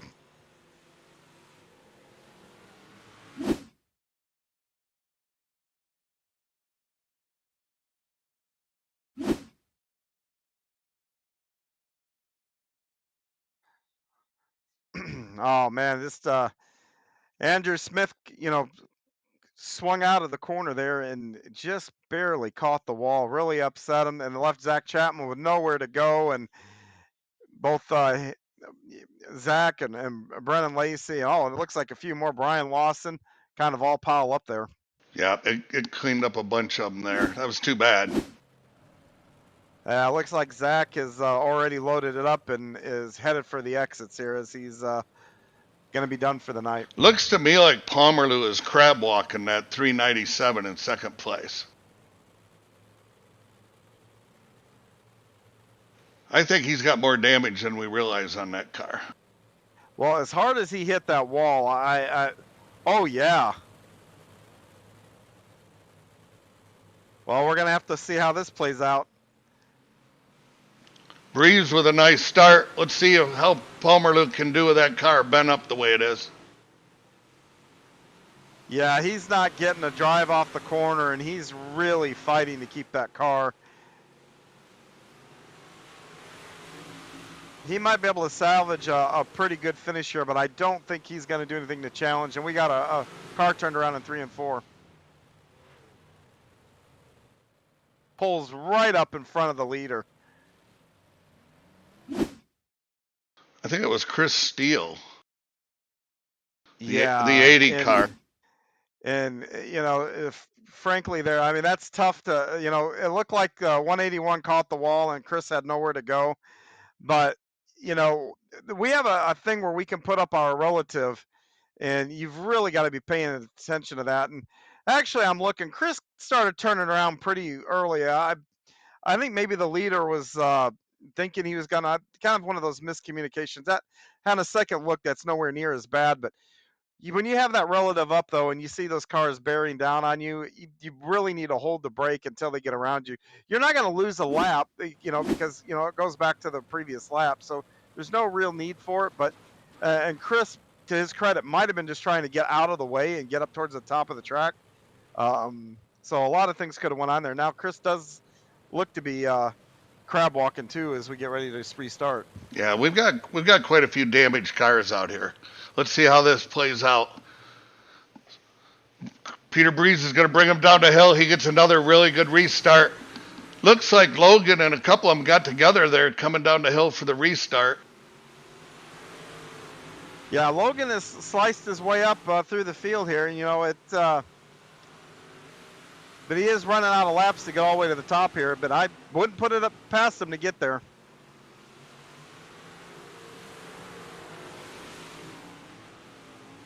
Look at this, almost 3 wide for the lead as they come out of 4 with Ryan Beagle and Peter Bree and Alex Pomerleau. You really have the top 4 right there, Andy, under a blanket with Nick Vickery coming into the frame here, wanting a piece of this action up front. Yeah, Beagle's rolling that bottom and doing a nice job down there. Yeah, Logan Gill is now in 5th, and he's rolling in, but I don't know where Logan's going to go here with Beagle on the bottom. We got another caution over turn 2.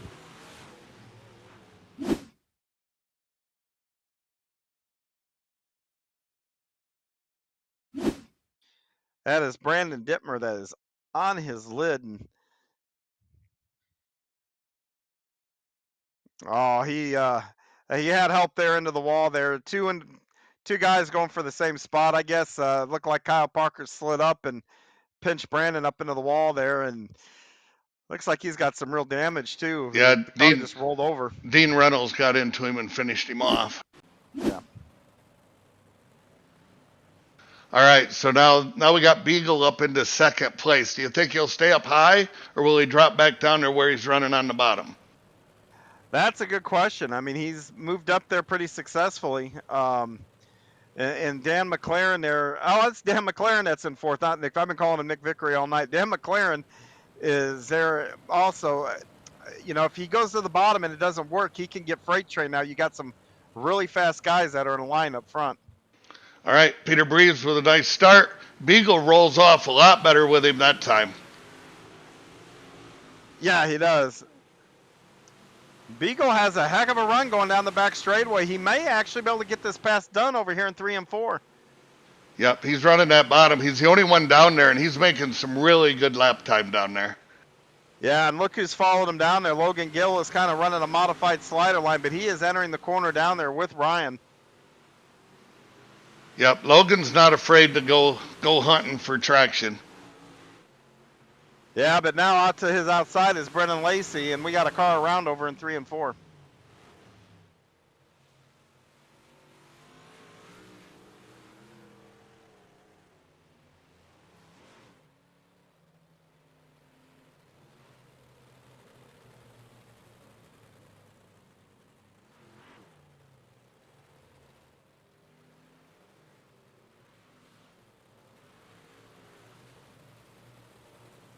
Just to update everybody, we saw Brandon Dittmer in that previous accident. He has now also loaded it up and headed out.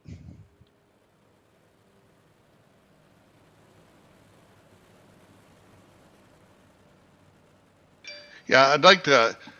I'm kind of hoping Alex Pomerleau gets a podium finish so we can talk to him. I'd like to know if he is just thinking his handling went away, if he doesn't realize how bad that car's bent.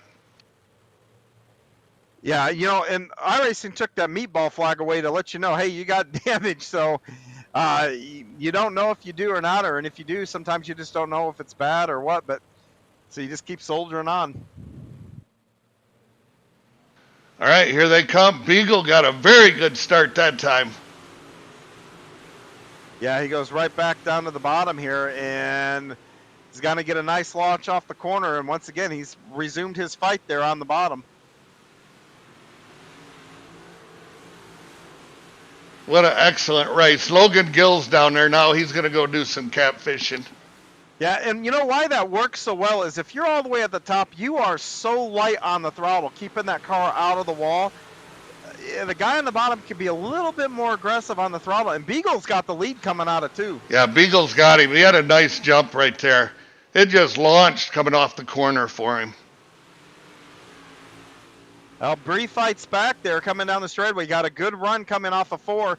He gets another good run coming out of 2. Ryan Beagle now has to fight his way back up front on the bottom again. McLaren's running right in the middle. Yeah, the trouble over there in turn 2, it looked like.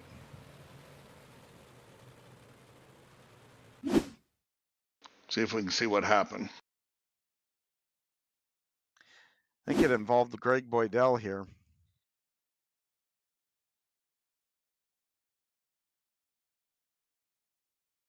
Yep, got up into that fence, got that right front up into there, and we've seen it time and time again. There's not much you can do. No, and the other guys right behind him did a really nice job of not getting collected. But now, if you can, Greg, look at that, what that little bit of contact did to Greg's car. If you can do an overhead shot at Greg, that car is crabbing massively bad. I can't believe a tap into the wall that light did that much damage. Yeah, he's back there going, what the heck is wrong with this thing? Wow. And we're back green.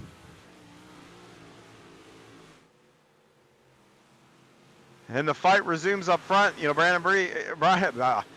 easy for me to say.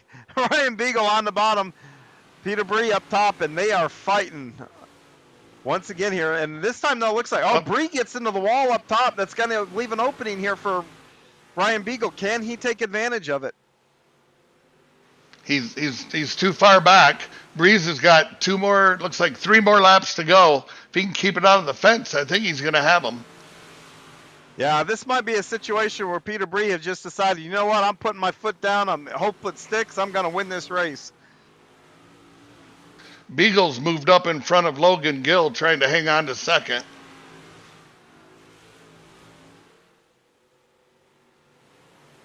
White flag in the air. Peter Bree has 1 more lap to go. Nice 3-wide battle back there for 5th, 6th, and 7th. Beagle drops down to the bottom. It's going to be Breeze, Beagle, Gill, Lacey, Pomerleau, and Vickery. Boy, that was a good race. Yeah, that was.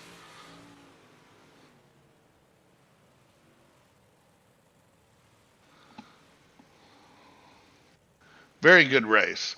All right, we'll see if we can get us a couple guys up here in the booth for you, John. All right.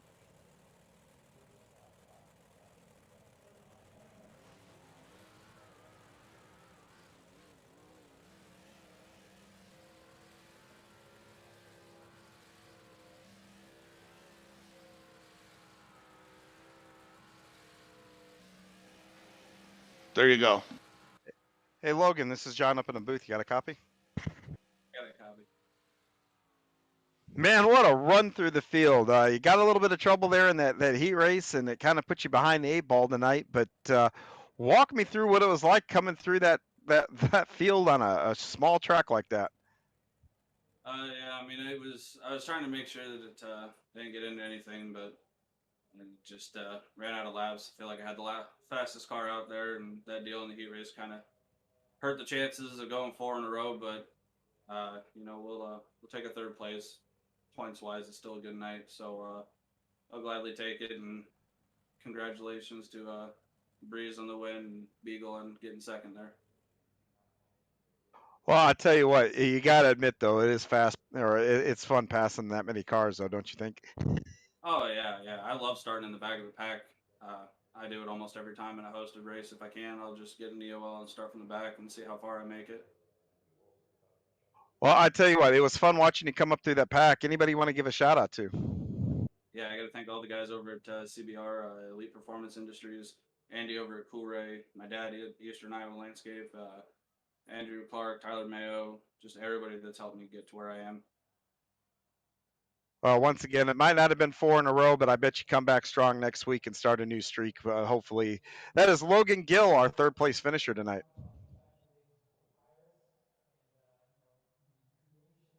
Hey Ryan, this is John up in the booth. You got a copy? Yep. Well, bud, once again, you live and dying on that bottom for most good part of that race there. I thought you had him at one point. Walk me through. Is there anything? Did the bottom just go away there at the end? Because at one point, you were ahead of Peter there.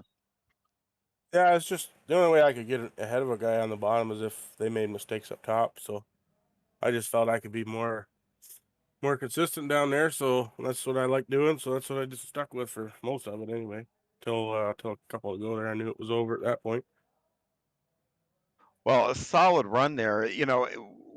When you decided to go down there, is that something you tried in practice? I mean, during that warm up right before the feature, do you try the different lanes around, then make a decision? Okay, and at that point, commit. I'm going to try to run the bottom when I can, or was that something once you got going? Hey, I'm going to go down there. Did you see something that said, "Hey, I need to go down there"?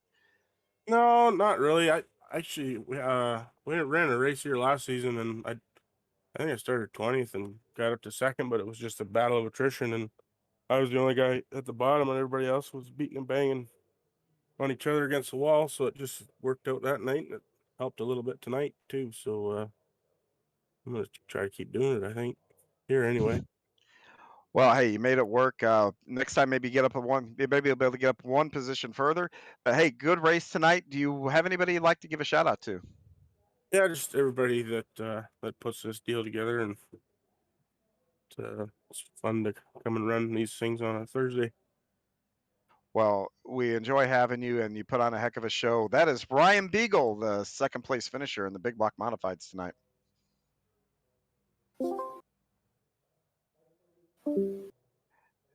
Hey, Peter, this is John up in the booth. You got a copy? I got you, sir. Man, you got one. Yeah, finally, I almost fell on the ground when I got done in that last lap there. Well, I tell you, walk me through those last few laps, because I know that you saw Ryan got a little bit of an advantage there on the bottom, and then you're able to kind of fight back there on the top and keep it. Tell me how you kept everything in check, your heart within your chest, and be able to keep focus there. Well, the biggest issue I have is I usually suck at running the top lane on most tracks, so I got kind of lucky there more than anything. Just ran a lot of practice laps with some of my teammates and stuff, so that helped a lot. But yeah, he caught me a little bit more because I tried to come down kind of middle lane a little bit so I could see if I could get a little more grip in the tacky stuff going into the straightaways. But he started pulling away from me. He actually got the lead on the back section one time, so I went back up and stuck to what was working in the first place. Well, it worked, and it got you all the way to the front there. What an outstanding run that you had tonight. You really controlled this whole race from almost from the get-go there.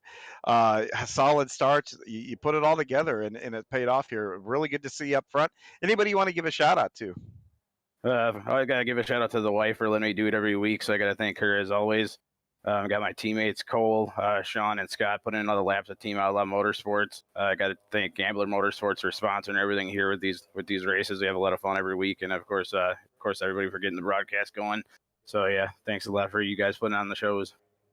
Well, Peter, I got to ask you one last question here. We are a league of both Americans and Canadians primarily, and we got a few French Canadians. And your last name, pronounce your last name for me, because if you're on that side of the border in French Canadian, it could be Brie. This side of the border, it might be Breeze. It's actually Bryce, to be honest. It's kind of like a Polish and German thing. So yeah, I'm on the south side of the border. Bryce. Okay, but I've been pronouncing it wrong, and most everybody else has. But I'll try to get them all set straight there. I've got that German last name too that throws people, so I'm right there with you. Congratulations again, and a solid run here. Are you going to run the late models here after this? Oh, always. I try to run everything every week with you guys. So yep, I'll be here for the late models. Hey, best of luck. Hopefully, we get to talk to you again. Hopefully, yeah. Thanks a lot, guys. Yep, that's Peter Brie, our big block modified feature winner tonight. Excellent. 2 excellent races so far, John. We're going to have one more. We're going to go with the pro late models next. We're going to step away and take a quick break here, and we'll be back shortly. This is Andy and John, the top row gang here on Extreme eSpeed TV. We're going to just pop us a cold one and relax for a minute.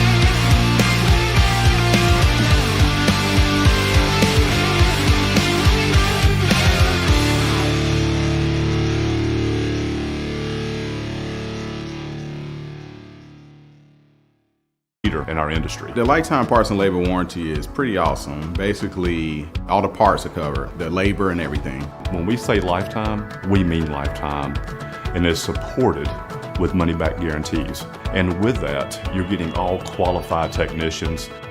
that are going to ensure that this job is done perfectly and operates perfectly throughout the life of the unit. Learn more about our Coolray lifetime parts and labor warranty at Coolray.com. Coolray and Carrier. Turn to the experts.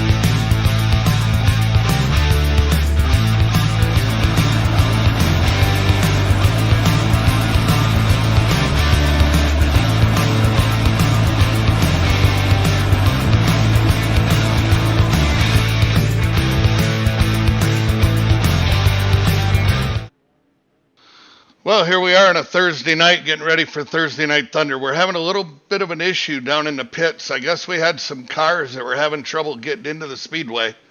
So we're going to have to give them a few minutes here and see if we can get them in, get them unloaded. Probably not going to have time for them to get some hot laps, but maybe get them at least ready for qualifying. So just bear with us. It's going to be just a couple minutes. Give us a few minutes, get the cars in, get them unloaded. And we'll be back shortly. This is Andy Piercefield with Extreme E-Speed TV. Just be patient with us a minute while we get the drivers into the pits and ready to race.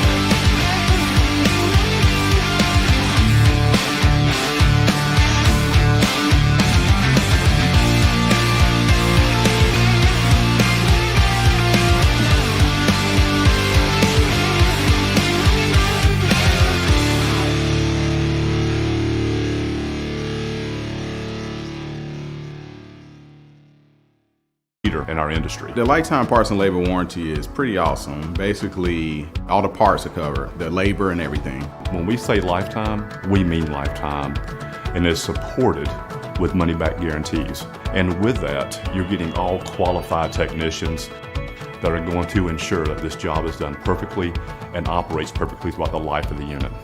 Learn more about our Coolray lifetime parts and labor warranty at Coolray.com. Coolray and Carrier. Turn to the experts.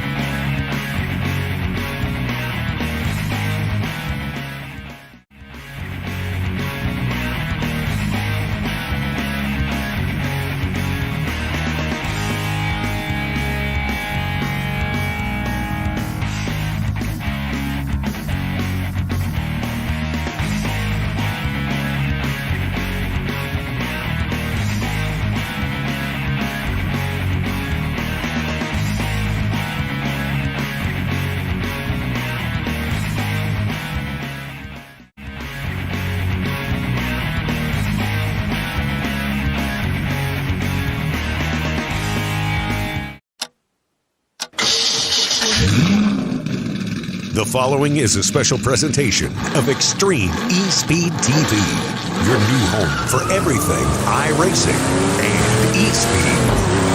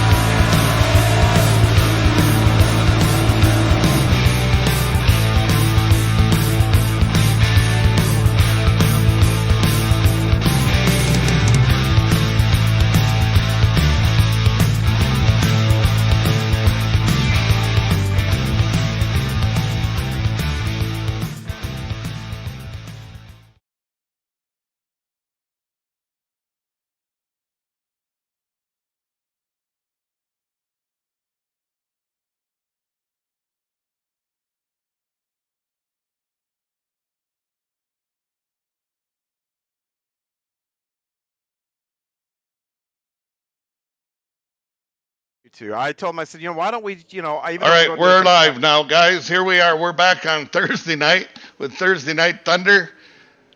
Looks like we have most of the guys have gotten into the pits and they're getting their cars unloaded. We had a little traffic issue outside the speedway. Looks like they're getting in here, and yes, many of them are pulling in now. John, what do we got to look forward to with these late models tonight? Well, seeing I'm the one that got out there on the old grader and reset the track, I'm just going to hope it all goes well tonight.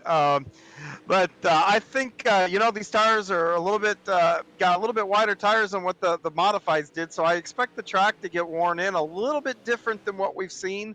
But I do expect to see a lot of the same lines that are going to prevail. And then we may see a few drivers too that we didn't see earlier on in the night. So I also look for guys that maybe have got laps on the track, maybe have to make an adjustment. Guys that are just used to running late models and are here because they're late model guys, they may have an advantage. Yeah, it looks like right now we've got about 15 guys. I know there was trucks backed up out on the highway out there trying to get in almost all the way out to 75. So it's probably going to need a few minutes to get everybody into the track.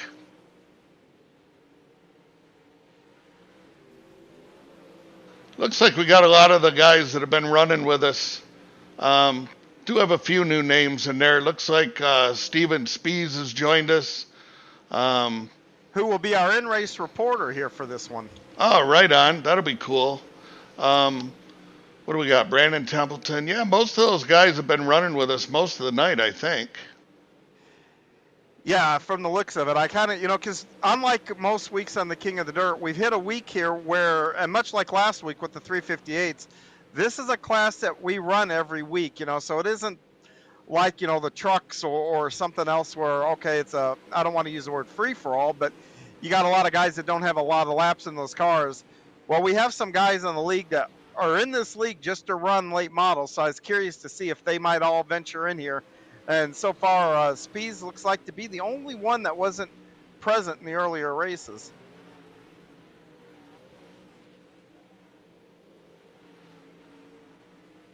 Track looks like it's in pretty nice shape here for hot laps.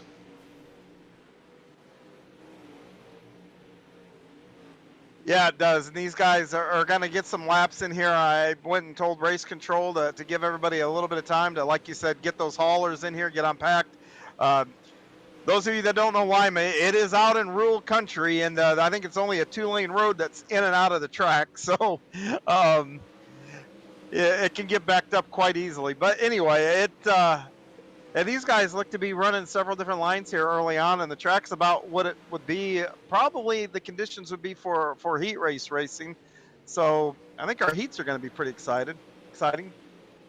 Yeah, Brandon Templeton laid down a pretty nice lap there early at 12:482.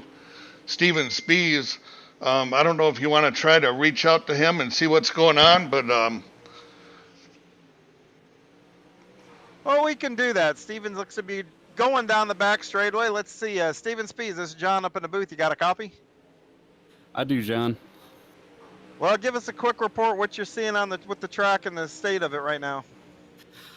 Yeah, it's starting to come around here. In the practice, it starts at a completely fresh track. It's pretty slimy. You can't get much good traction and fast times. It's actually kind of went through a little period there where it got a little faster if you're on the right line, and looks like it's starting to maybe move up to the top a little bit, which is normally what I'd expect here at Lima by the end of the night. I'm sure that's where we'll be bouncing off that wall. I don't know what the other races look like tonight, but that's what I'm expecting.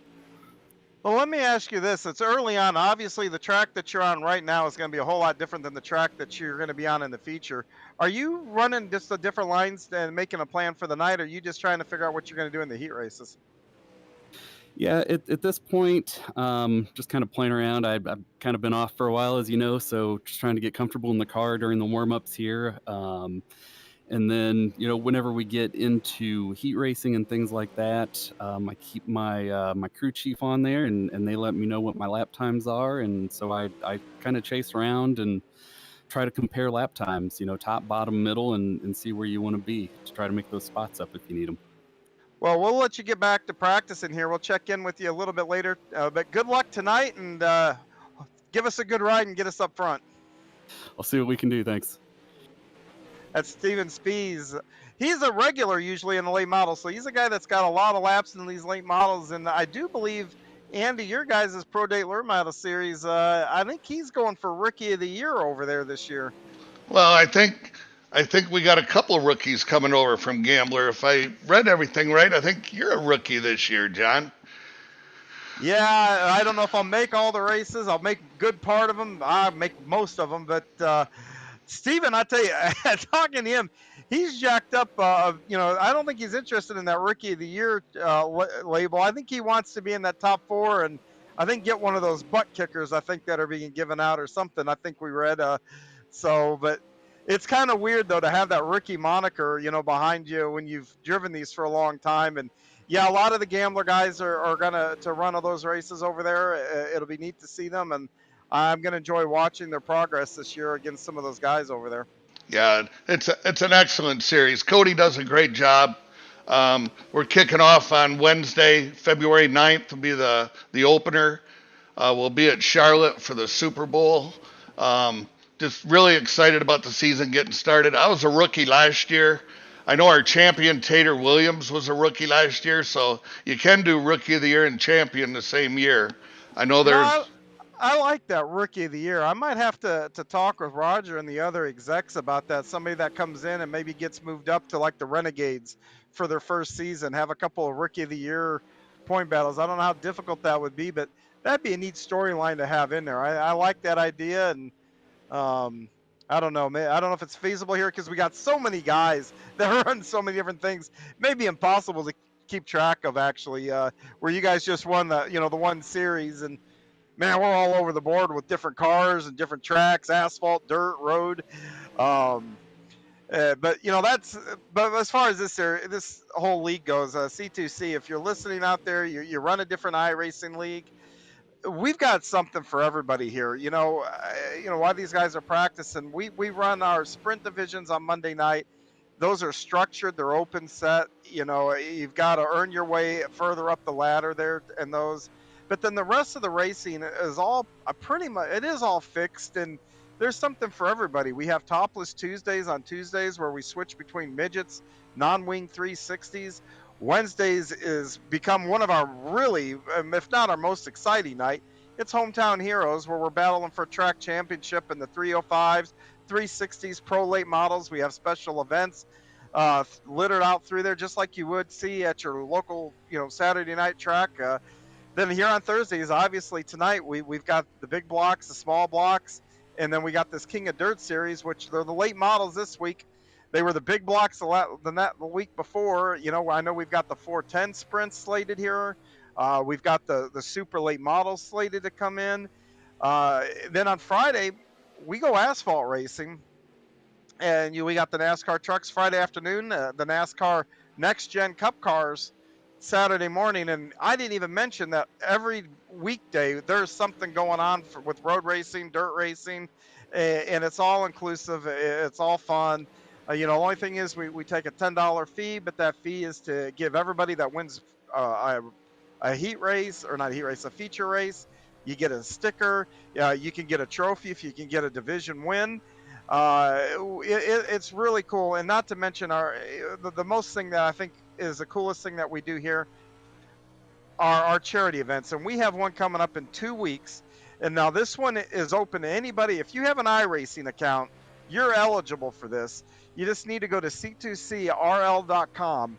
Go there. You can register. It's a $10 fee right now. It'll go to $15 after about a week.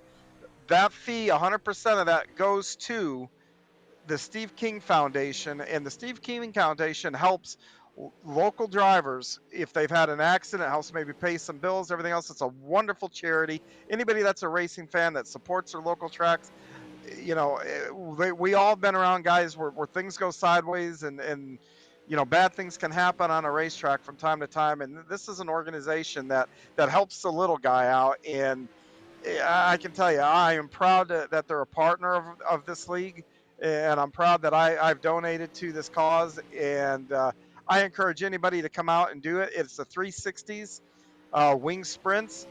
It'll be a week long, a Monday, Tuesday, Wednesday, not a whole week, but a half a week long. You'll get several races in, several chances to qualify for the finale on Wednesday night.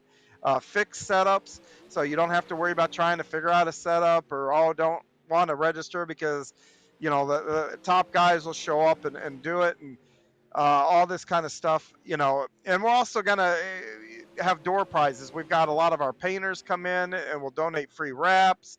We're going to give $100 away to the race winner. There'll be a small purse there, but I mean, nothing big like what I've seen other things, but just a way to give back to our community who gives so much to these charities that we do. Awesome, John. Yeah, that's a pretty cool event there. And then one last thing that we do also here with Coast to Coast, and I know we mentioned the Pro Dirt Late Models. We've got 2 or 3 co-sanctioned events next year, and we did a couple of them last year, and those were fun too. So just anybody, follow us on Facebook, YouTube, Twitter, Instagram, whether it's Coast to Coast or Pro Dirt Late Model or Extreme E-Speed TV. You can find our schedules and our calendars and everything right there. Yep. Now that we've sucked all the air out of the room, just talking. Hey, Andy, it's time to go racing or go qualifying here. Yep, they're going to get ready to fire them up here. Let's see what we can get and who can lay down a good lap. It looks like they just did a little track prep and we're ready to go.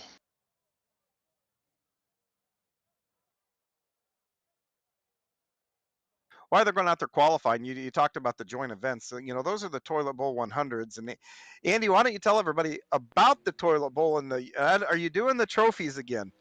Oh, we definitely will. Mr. Plumber will be providing those little copper toilets. They're kind of a cool trophy. Maybe I'll get a picture of one and bring it with us one of these weeks and show it to them. But yeah, you actually win a toilet for the top 3 spots.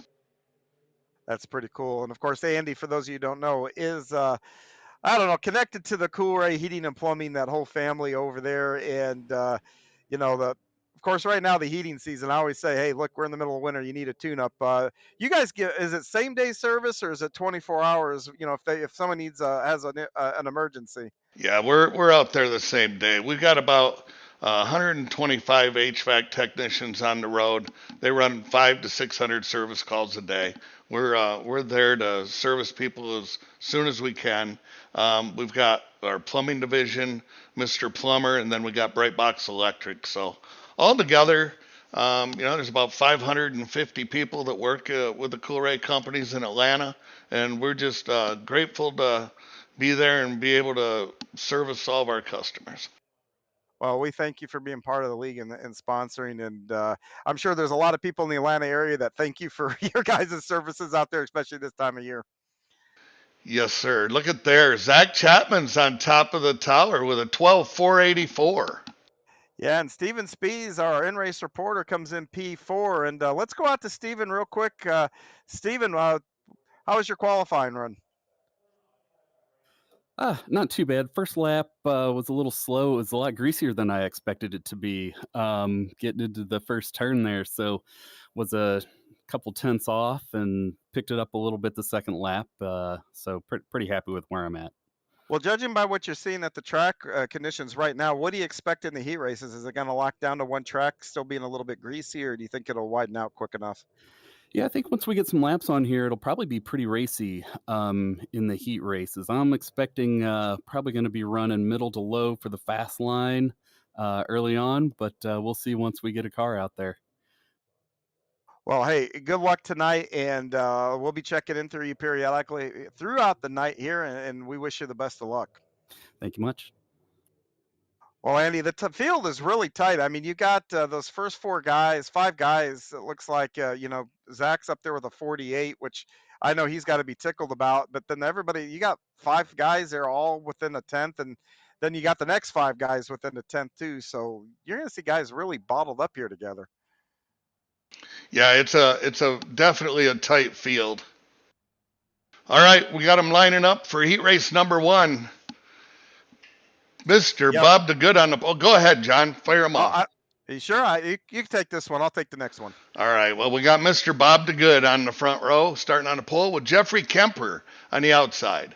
Kyle Parker from New York on the inside the second row with fast time Zach Chapman outside row 2.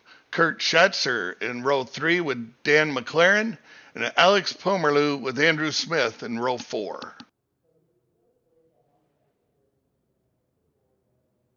The field's rolling off here, Andy, and so prediction time here. Who do you like? Well, my heart tells me to go with Zach, but for some reason I think Kemper's going to fire off that outside front row and run away with this one. Yeah, Zach, being quick time here, that's we invert the top 4, so anybody that's watching that might be new to C2C and you say, well, he's quick time, but he's starting P4. We invert the top 4 in our heat races. So you got to earn your way back up here, and Bob and Jeff both up on that front row here. Got to hold off those 2 cars that are faster than they were in qualifying with Kyle and Zach. But as a pace truck, the Steve King pace truck pulls off, and we're green. Bob DeGood fired off nicely down around the bottom there. Kyle Parker down underneath him trying to get a run down the front stretch. Kyle's got the lead as he goes into turn 1 here and starts to stretch it out as he exit 2. But boy, you got a hornet's nest worth of cars there battling for that 3rd, 4th, 5th spot. Yeah, you got Zach and Jeff Kemper just battling it there. Bob DeGood running right in the middle of the track. Oh, and we ran out of room. Yeah, they sure did. And, it gets pretty tight when you go 3 wide here.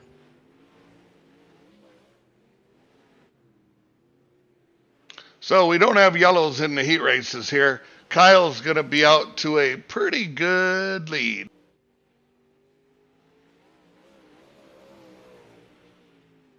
Yeah, Kyle's really strong in these cars. Raced many times against him in these cars, and he's always up on the wheel and really fast in these cars. I'm not sure how Bob DeGood. I'm going to have to go back and look at a replay. I don't know how Bob got through there on that front stretch. Well, he sure did. And he's in a good position here running second. And, he gets into the wall there coming out of 2. But you know what? He's only got to hold on for it for 1 more lap here. Dan McLaren trying to get underneath him. It doesn't look like he's going to get there. No, McLaren really got sideways coming out of the turn 2 there, and he lost a lot of ground to Bob DeGood. Bob DeGood's going to come home P2 with Kyle Parker, your winner, Dan McLaren 3rd, and Alex Pomerleau in the final transfer position, finishing 4th.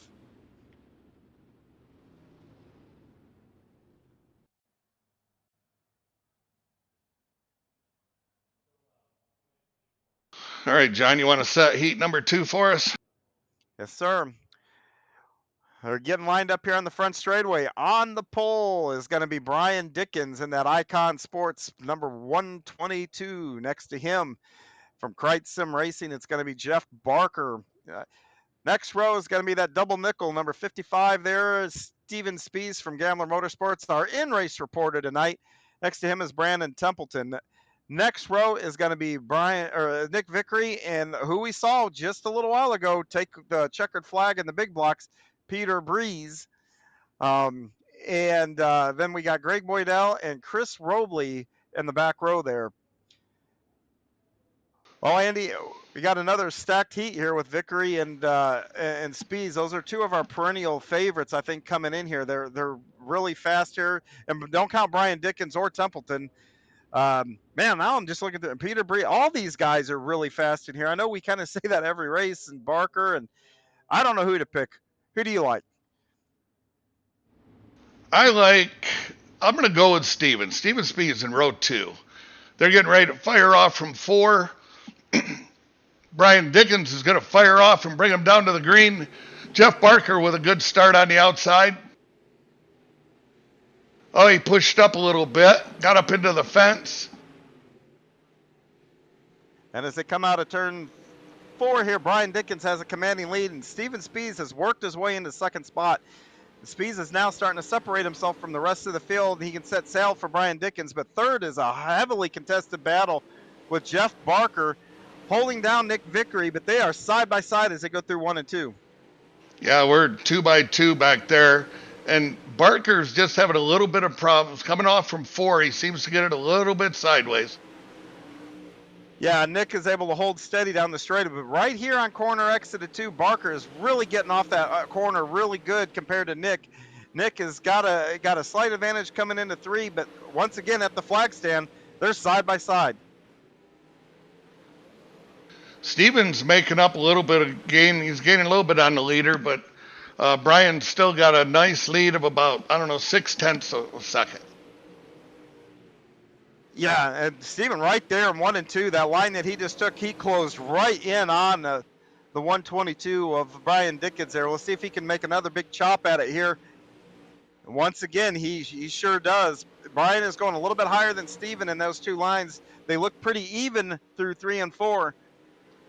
Yep, we'll have the white flag this time by. Brian's got about a half a second on him. Nick Vickery has taken over 3rd place as we work the final lap here. Coming to the line, it's going to be Brian Dickens, followed by Steven Spees, Nick Vickery, and in the final transfer spot will be Jeff Barker. Real quick before they line up the next one, let's go to our in-race reporter, Steven Spees. And Steven, walk us through the track here real quick. What's it doing? Got to catch my breath after that one. I was really focused in. So it was a little greasy right there at the beginning, but I think it's coming around. The bottom still is there. I think we're going to have some good side-by-side racing here as we get through the Consi and then into the A early at least. But it'll move up quickly. We'll see what happens. All right, well, we'll let you get to working on your car, get it ready for the feature race here, and we'll roll the B off. Good luck. Good board. All right, we got the consolation race, or the B main. We got it lined up. All these cars are going to transfer. So we have Jeffrey Kemper on the pole with Peter. I believe it's Peter Bryce when we were talking to him earlier. That's right. I couldn't remember what it was. I butchered it again earlier. Sorry, Peter. Andrew Smith on the inside of row 2 with Brandon Templeton on his outside. Zach Chapman and Greg Boydell in row 3 with Kurt Schatzer and Chris Robley in row 4. Yeah, and as a driver, when you're making it in, you do have a little sigh of relief, but here's a chance for you to really, test some different lines and try to get some things figured out, because you're going to have to pass a lot of cars to make, get up and challenge for the win still if you're in this race. Bryce with a big jump on the outside. He looks like he's going to get out in front of Kemper down the backstretch. Yeah, Bryce has got the preferred line. We saw Brian Dickens run that same line in the very last heat race. And right now, the look at Brandon Templeton up top, making ground, taking over 3rd and setting sail for Jeff Kemper. Zach Chapman's put it right down around the tires. Oh, and he pushed up off him. He might have got into the tires a little bit. Yeah, they do look really small from the camera views, but I can tell you from inside the car, you hit those right, you lose the nose and go right up the track. Brandon Templeton's right there. Kemper makes any mistake at all, Templeton's going to pounce on him. Yeah, and the same thing goes. If you look at here, Brandon Templeton is now going to the bottom of that track. And he almost made it work right there. He can just get a little bit more drive off the corner. He's going to be golden here and then make this pass. It's one of those things that if you haven't ever driven one of these, the guys in there, and it looks like they're just mashing the pedal to the floor. There is a lot of throttle control going on with these late models, right, John? Oh, absolutely. Because if you mash it to the floor, you're not necessarily going to kick the back way out or spin out. What you're going to do is what we say is spin the tires. And what that will feel like is the guy in front of you all of a sudden will drive away from you, because he's getting his car hooked up and launching, and all you're doing is spinning those tires and not really going anywhere. And that can kill your lap time. That's the most common mistake I think I see with drivers that are maybe just a little too throttle heavy. And even a track like this that's still got a lot of tech, it can make a difference. As we take the white flag, Peter Bryce is walking away here a little bit. Looks like Brandon Templeton may take one more look here at second place, going through 3 and 4. Oh, Oh, he caught. he caught the Yeah. barrier. He caught the barrier. Well, you know what? He had a big enough gap between him and fourth. It didn't cost him anything. Peter Bryce wins. Jeffrey Kemper is second. Templeton is third. And that's how they'll wind up here, the top 3 of your B feature. I think they're going to take a quick warm up, John. I think we're going to stay here for most of this. Okay. I was hoping that maybe you could tell us a little bit about the school that y'all got going. Yeah, the C2C Racing School, we've had a really, I would consider the first season of this to be really successful. We've had almost 20 different sessions that have happened with a lot of different drivers. If you're out there, you're listening, you're part of the league. This is a part of you get part of the league. We don't charge anything for this, but you know what? If we've got some of the top drivers in the league that are willing to help guys, learn some of the stuff, like we said, throttle control, learn to how to identify lines and watch the track, just basically advice and coaching, just sessions that we can sit down and just talk. A lot of times I'll ask guys, well, what are you doing here? What are you thinking here? And we talk through it, and it gains an understanding. And I think we've helped a lot of guys this season. I've seen improvement out of the guys that I've worked with and the other guys I've worked with. And I tell you, I'm proud of the fact that we've done this. And like I said, anybody out there, and you get to pick, we talked to Steven Spees earlier. He's one of the instructors. I'm one of the instructors. Stephen Goldner, who you see, win more than his share of races on Monday night in those sprint cars. Nick Vickery, who's, I don't know how many championships that guy's got by now, but you're really talking about the guys that really know how to get around the track. And the cool thing is you can schedule as many of these you want and get advice from all 4 drivers and make it your own. It's a cool deal. And like I said, I encourage anybody out there that's part of the league, if you want just that one-on-one for an hour, come on in and request it in the dirt car that we drive, any one of our series, and we'll be happy to set you up and help you out. And I don't know if I heard it there or not, but there's no cost for this, correct? No, yep, that's correct. If you're a league member, it's free, and just all you have to do is just go to our website, c2crl.com. Towards the bottom, hit the racing school. Say, here's the car I want help in. Even a box say, here, this is kind of where I think I think I'm lacking, and you can even request the instructor. So if I've made you mad at some point in the season, you don't have to go to me. You're not going to get me. You can request somebody else. But, the cool thing is, and we see this with the races, this whole league is so close. I mean, a tenth and a half can take you from being towards the top of these fields to the back. So everybody is probably, really, really close to being really fast. And just maybe that little bit of advice, maybe, we can say something where the light bulb might go off and help them out. But real quick, and speaking of one of our instructors, Spees, as the warm-up here warms up or wraps up, Stephen, what did you learn there in that little warm-up session? I learned that I'm going to be hitting the wall a lot. That I think I'm a little out of practice. I've probably only had 2 races other than the 24 hours at Daytona, only 2 dirt races in the last couple of weeks. So I'm a little bit rusty, but we're starting on the fast line up top. So we'll just put it on the bumper of the 122 here and see where he takes us. All right. Well, good luck here, and we'll be following along with you. But Andy, the starting lineup is on the track. Yep, so we're getting ready for our A feature here tonight. These pro late models are brought to us tonight by Chip Banger Racing. You got Tater and Dylan and the boys over there.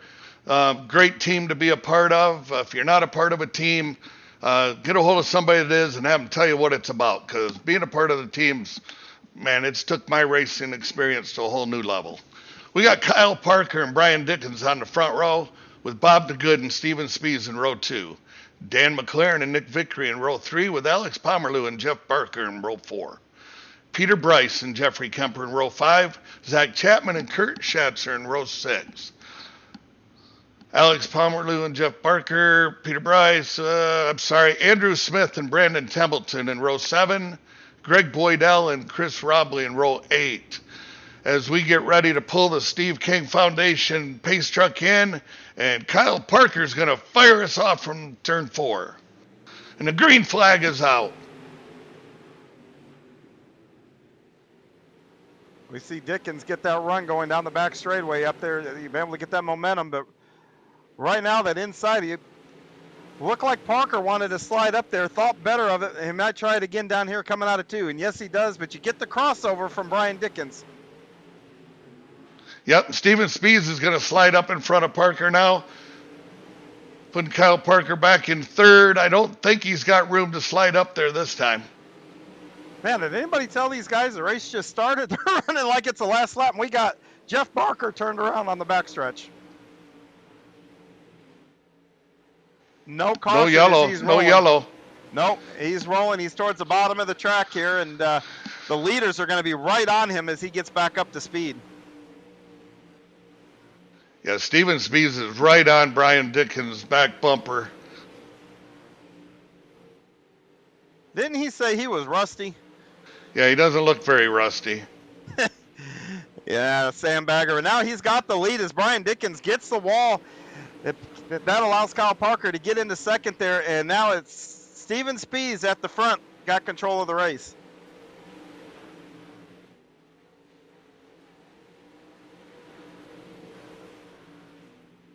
Speeds continues to lead it as they go 3 and 4. The top 3 are all at the top of the track right now, just kind of clicking laps off here, and nobody looks to be gaining on each other here the same distance. And we got a wreck. Boydell looks like no caution again.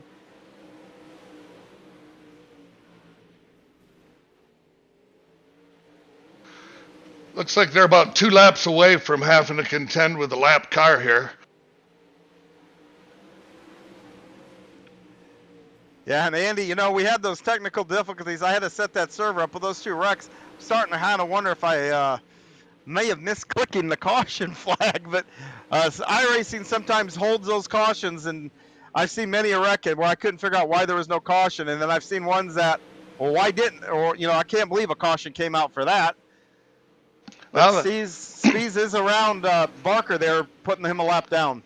Flagman's being stingy with the yellows tonight. Oh, that's good for us. We can get some racing in here.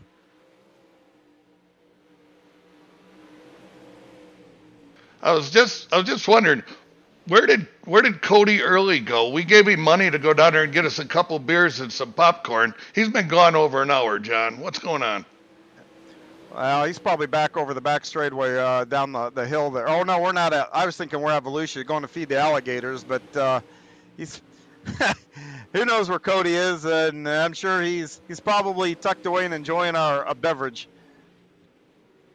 Steven Speeds is looking really, really stout around the top of this track. Yeah, he is. And Steven, I've been behind that guy a million times, and if he's got control of a race like this, he is so tough because he's a guy that just doesn't make any big mistakes. He may make little ones here and there, but, he just rarely makes that big one where you go, aha, I got him. But he's coming up on a lot of lap traffic now. Greg Boydell is the next one. He's got to put a lap down. I've been watching Greg. He's a little bit all over the track, as it looks like he's got a little bit of damage from earlier contact, so he's having a hard time keeping his car, in that one lane. But Steven's got him clear. The next 2 cars are running to the bottom in the middle of the track here.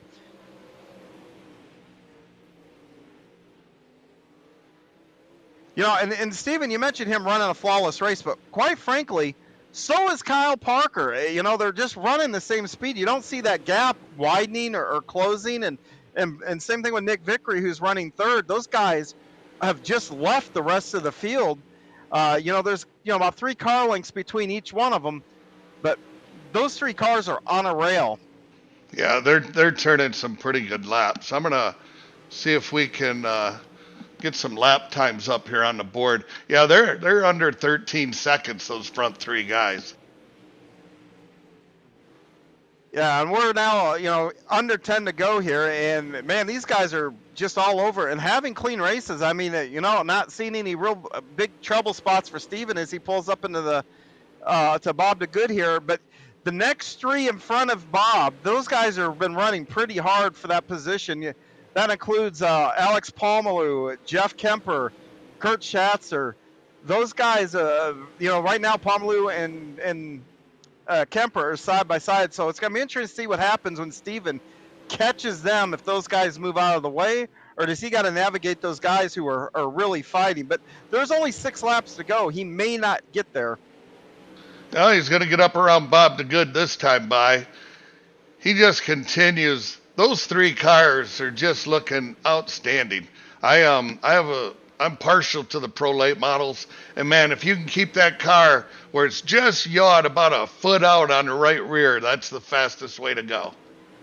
Yep, and those 3 are definitely doing that. But you know what? That gap between them now, I think lap traffic is kind of coming into it a little bit. You look at the gap between Parker, and Parker's into the wall a little bit, and now that's going to put Nick Vickery right on his back bumper. Yep, we got 3 to go. 3 to go.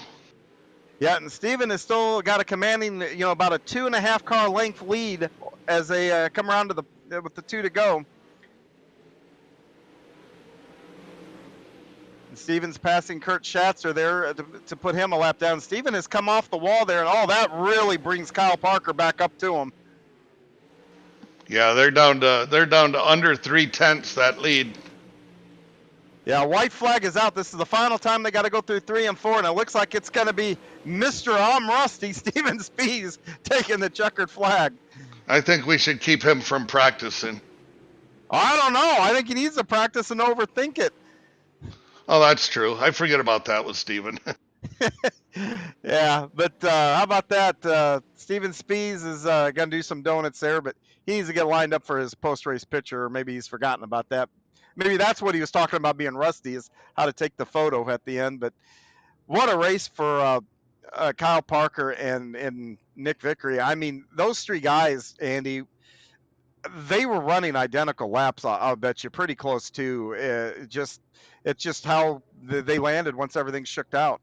Yeah, there was a couple moves there early where they had to make some moves, and Steven made the right move at the right time to get out front, and then, when you're running the same lap times like those 3 guys were, it's hard to beat him, hard to pass him.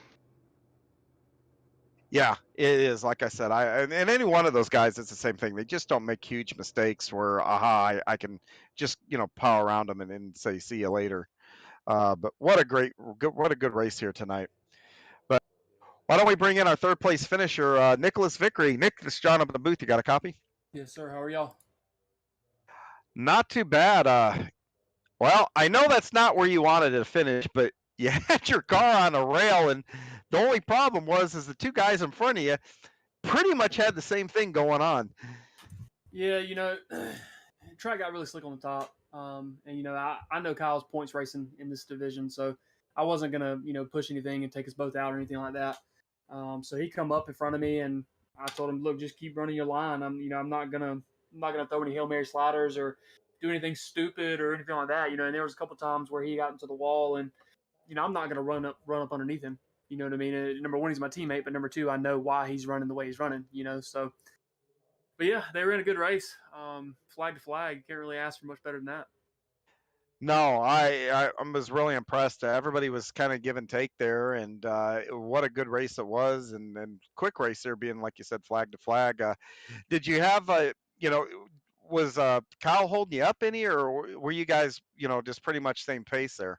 No, I think the top 3 were about the same pace. And there was a couple times where you would grab the wall and it would push you off the corner and give you a good run, and then there was other times where you touched the wall getting into the corner and it would grab you and just slow you down for the whole corner. So, I think it was just a matter of how you got in the corner and if the wall was good to you or not. There was a couple times I grabbed it and lost 5 or 6 car lengths on both of them. It's kind of just one of those things that these small, tight racetracks, in the top, it's fast, but you got to be right on that cushion, and they're pretty much for the whole feature. It was right on that cushion, and that cushion was right on the wall. So hopefully they can take pictures of the left side of our car, because I think all 3 of us, the right side's jacked up pretty good.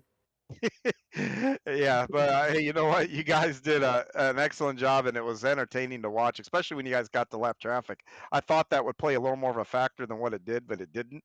But anyway, do anybody want to give a shout out to? Yeah, I definitely got to shout out Spartan. We had a server full tonight. We've had some pretty good numbers in all three races. So, it was fun. It was a fun night. Getting together and racing with the guys, and it's been a little while, so it was good to have. After that would be SPGC 3D printing. If anybody there has any 3D printing needs, definitely go check out Mr. Tom Taylor over on Facebook. VMR Wraps. If anybody there needs a wrap, come check us out on Facebook at VMR Wraps. Mirror Image Auto Spa, my wife for letting me do this. Roger and Preston for putting everything together, and then a special shout out to you, John, for throwing up that server last minute tonight so that everybody could get in and go flag to flag. And then lastly, you guys for the broadcast. Well, thank you, Nick, and good run tonight. That's Nicholas Vickery, your third place finisher.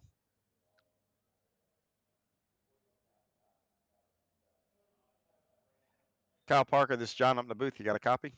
Yes, sir. Man, flag to flag, you wore out? Oh yeah. You don't get that often at Lima Land, and I was shocked when we got. It told me 5 to go. I'm like, I didn't even realize we were at lap 26. Well, I can tell you, the three of you look like first of all, you look like you're on a rail, but the problem is the guy in front of you had the same thing happening, and the guy behind you, the three of you pretty much left the field there. But walk me through the race there, especially early on, because it seemed like that's probably what decided it. Once you guys got lined up, you guys were just running the same speed, the same times. Yeah, I knew, the high side was going to be the way to go. Basically, the whole race, and I was trying to dive it in and come out in the middle to get those guys enough room, and it just a couple of those times, I made it through 1 and 2 perfect, but then in 3 and 4, I didn't get a good entry, and it kind of pushed on me. And then Dickens and Spees got by me, and then we ended up getting by Dickens again. But all of us, all three of us, were just running so quick, and I don't think there was anything you could do unless someone made a mistake, and I don't think any of us made a mistake inside, besides when I got on the wall a few times. But no, it was fun, man. It was fun racing like that. The lap cars, they know that the leaders are coming and getting out of the way and just kind of letting us do our thing. It was pretty fun too. It was definitely a fun race from what I had for the previous 2 races tonight. Wait till you go back and watch the broadcast here a little later on. It was a very entertaining race. You guys did a very good job here tonight. Kyle, anybody you want to give a shout out for that second place finish tonight? Oh yeah. First off, I got to thank Spartan. Those guys, I say it every week if I get on here. They're the best. And my wife for letting me do this. My daughter for not bothering me when I'm on here. And you guys for the broadcast. You guys do an awesome job in Coast to Coast for letting us come out and race. Well, thank you very much, Kyle. That is Kyle Parker, your second place finisher tonight.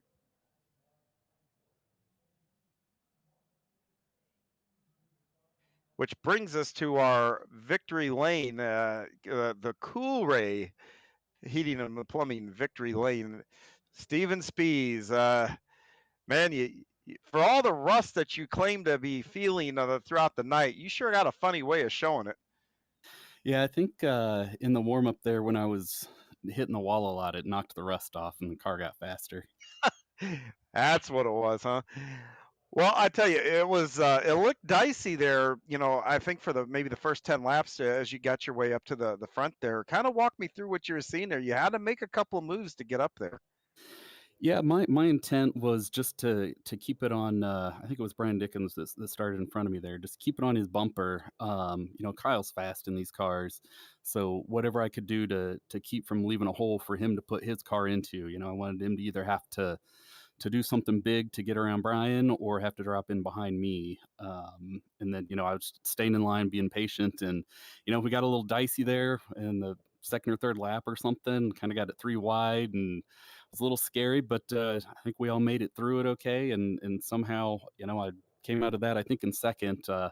Brian, I think, maybe tapped the wall or something going down the back stretch. I'm not exactly sure what happened, but he cut low into 3 and 4, which allowed me to get up on that cushion and go. And it was, as long as I didn't make any big mistakes, I just, if we get these long runs like that, I'm a lot better. Whenever we have a caution-filled race, it takes me a couple of laps to really get back in the groove of things, especially running up on the wall here. So going flag to flag was a huge, huge advantage for me today. And just focus, hit those marks, slow yourself down a little bit so that you're just rolling around there and not bouncing off the wall, and paid off. So that's, thought maybe top 5 tonight with the way I was feeling going into it, so I'm thrilled right now.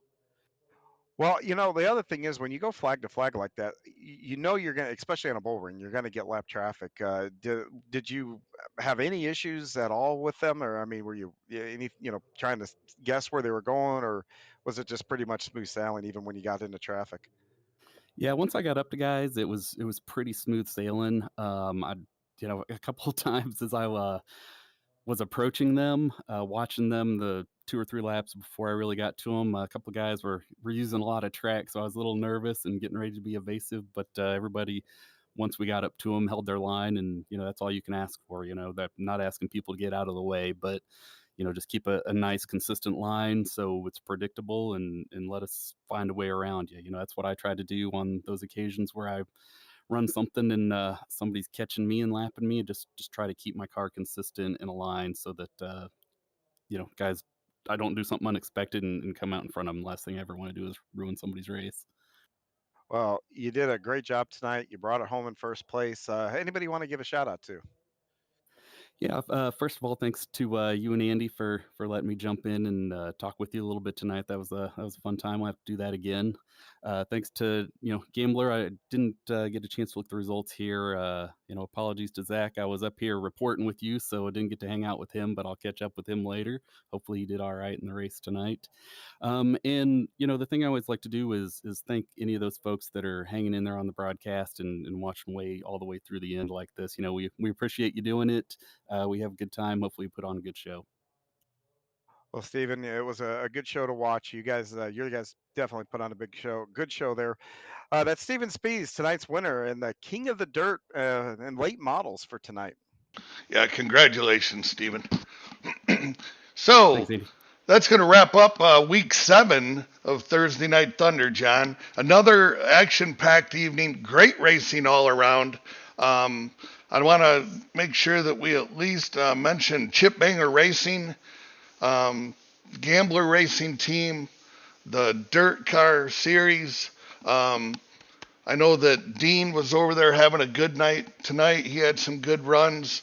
I know they're getting ready to start up their season up there on the East Coast. Anybody else you can think of, John, we should shout out at? Nah, off the top of my head, just anybody that helps and sponsor the league, whether you're one of our wrap companies or just associated to one of your businesses or something like that. I can't tell you how much we all appreciate it, and you help make this whole thing go. I mean, we put on 15 some odd races a week, and it provides a lot of entertainment for a lot of guys, gives a lot of guys a chance to kind of get away, and we couldn't do it without your help. So anybody that was left off, you know who you are. I just, like I said, on behalf of the league, I cannot tell you how thankful we are to have you. Excellent. So Andy Piercefield and John Hine here with Extreme E-Speed TV presenting you the Coolray Coast to Coast Racing League Thursday Night Thunder. And we'll see you back here next Thursday night.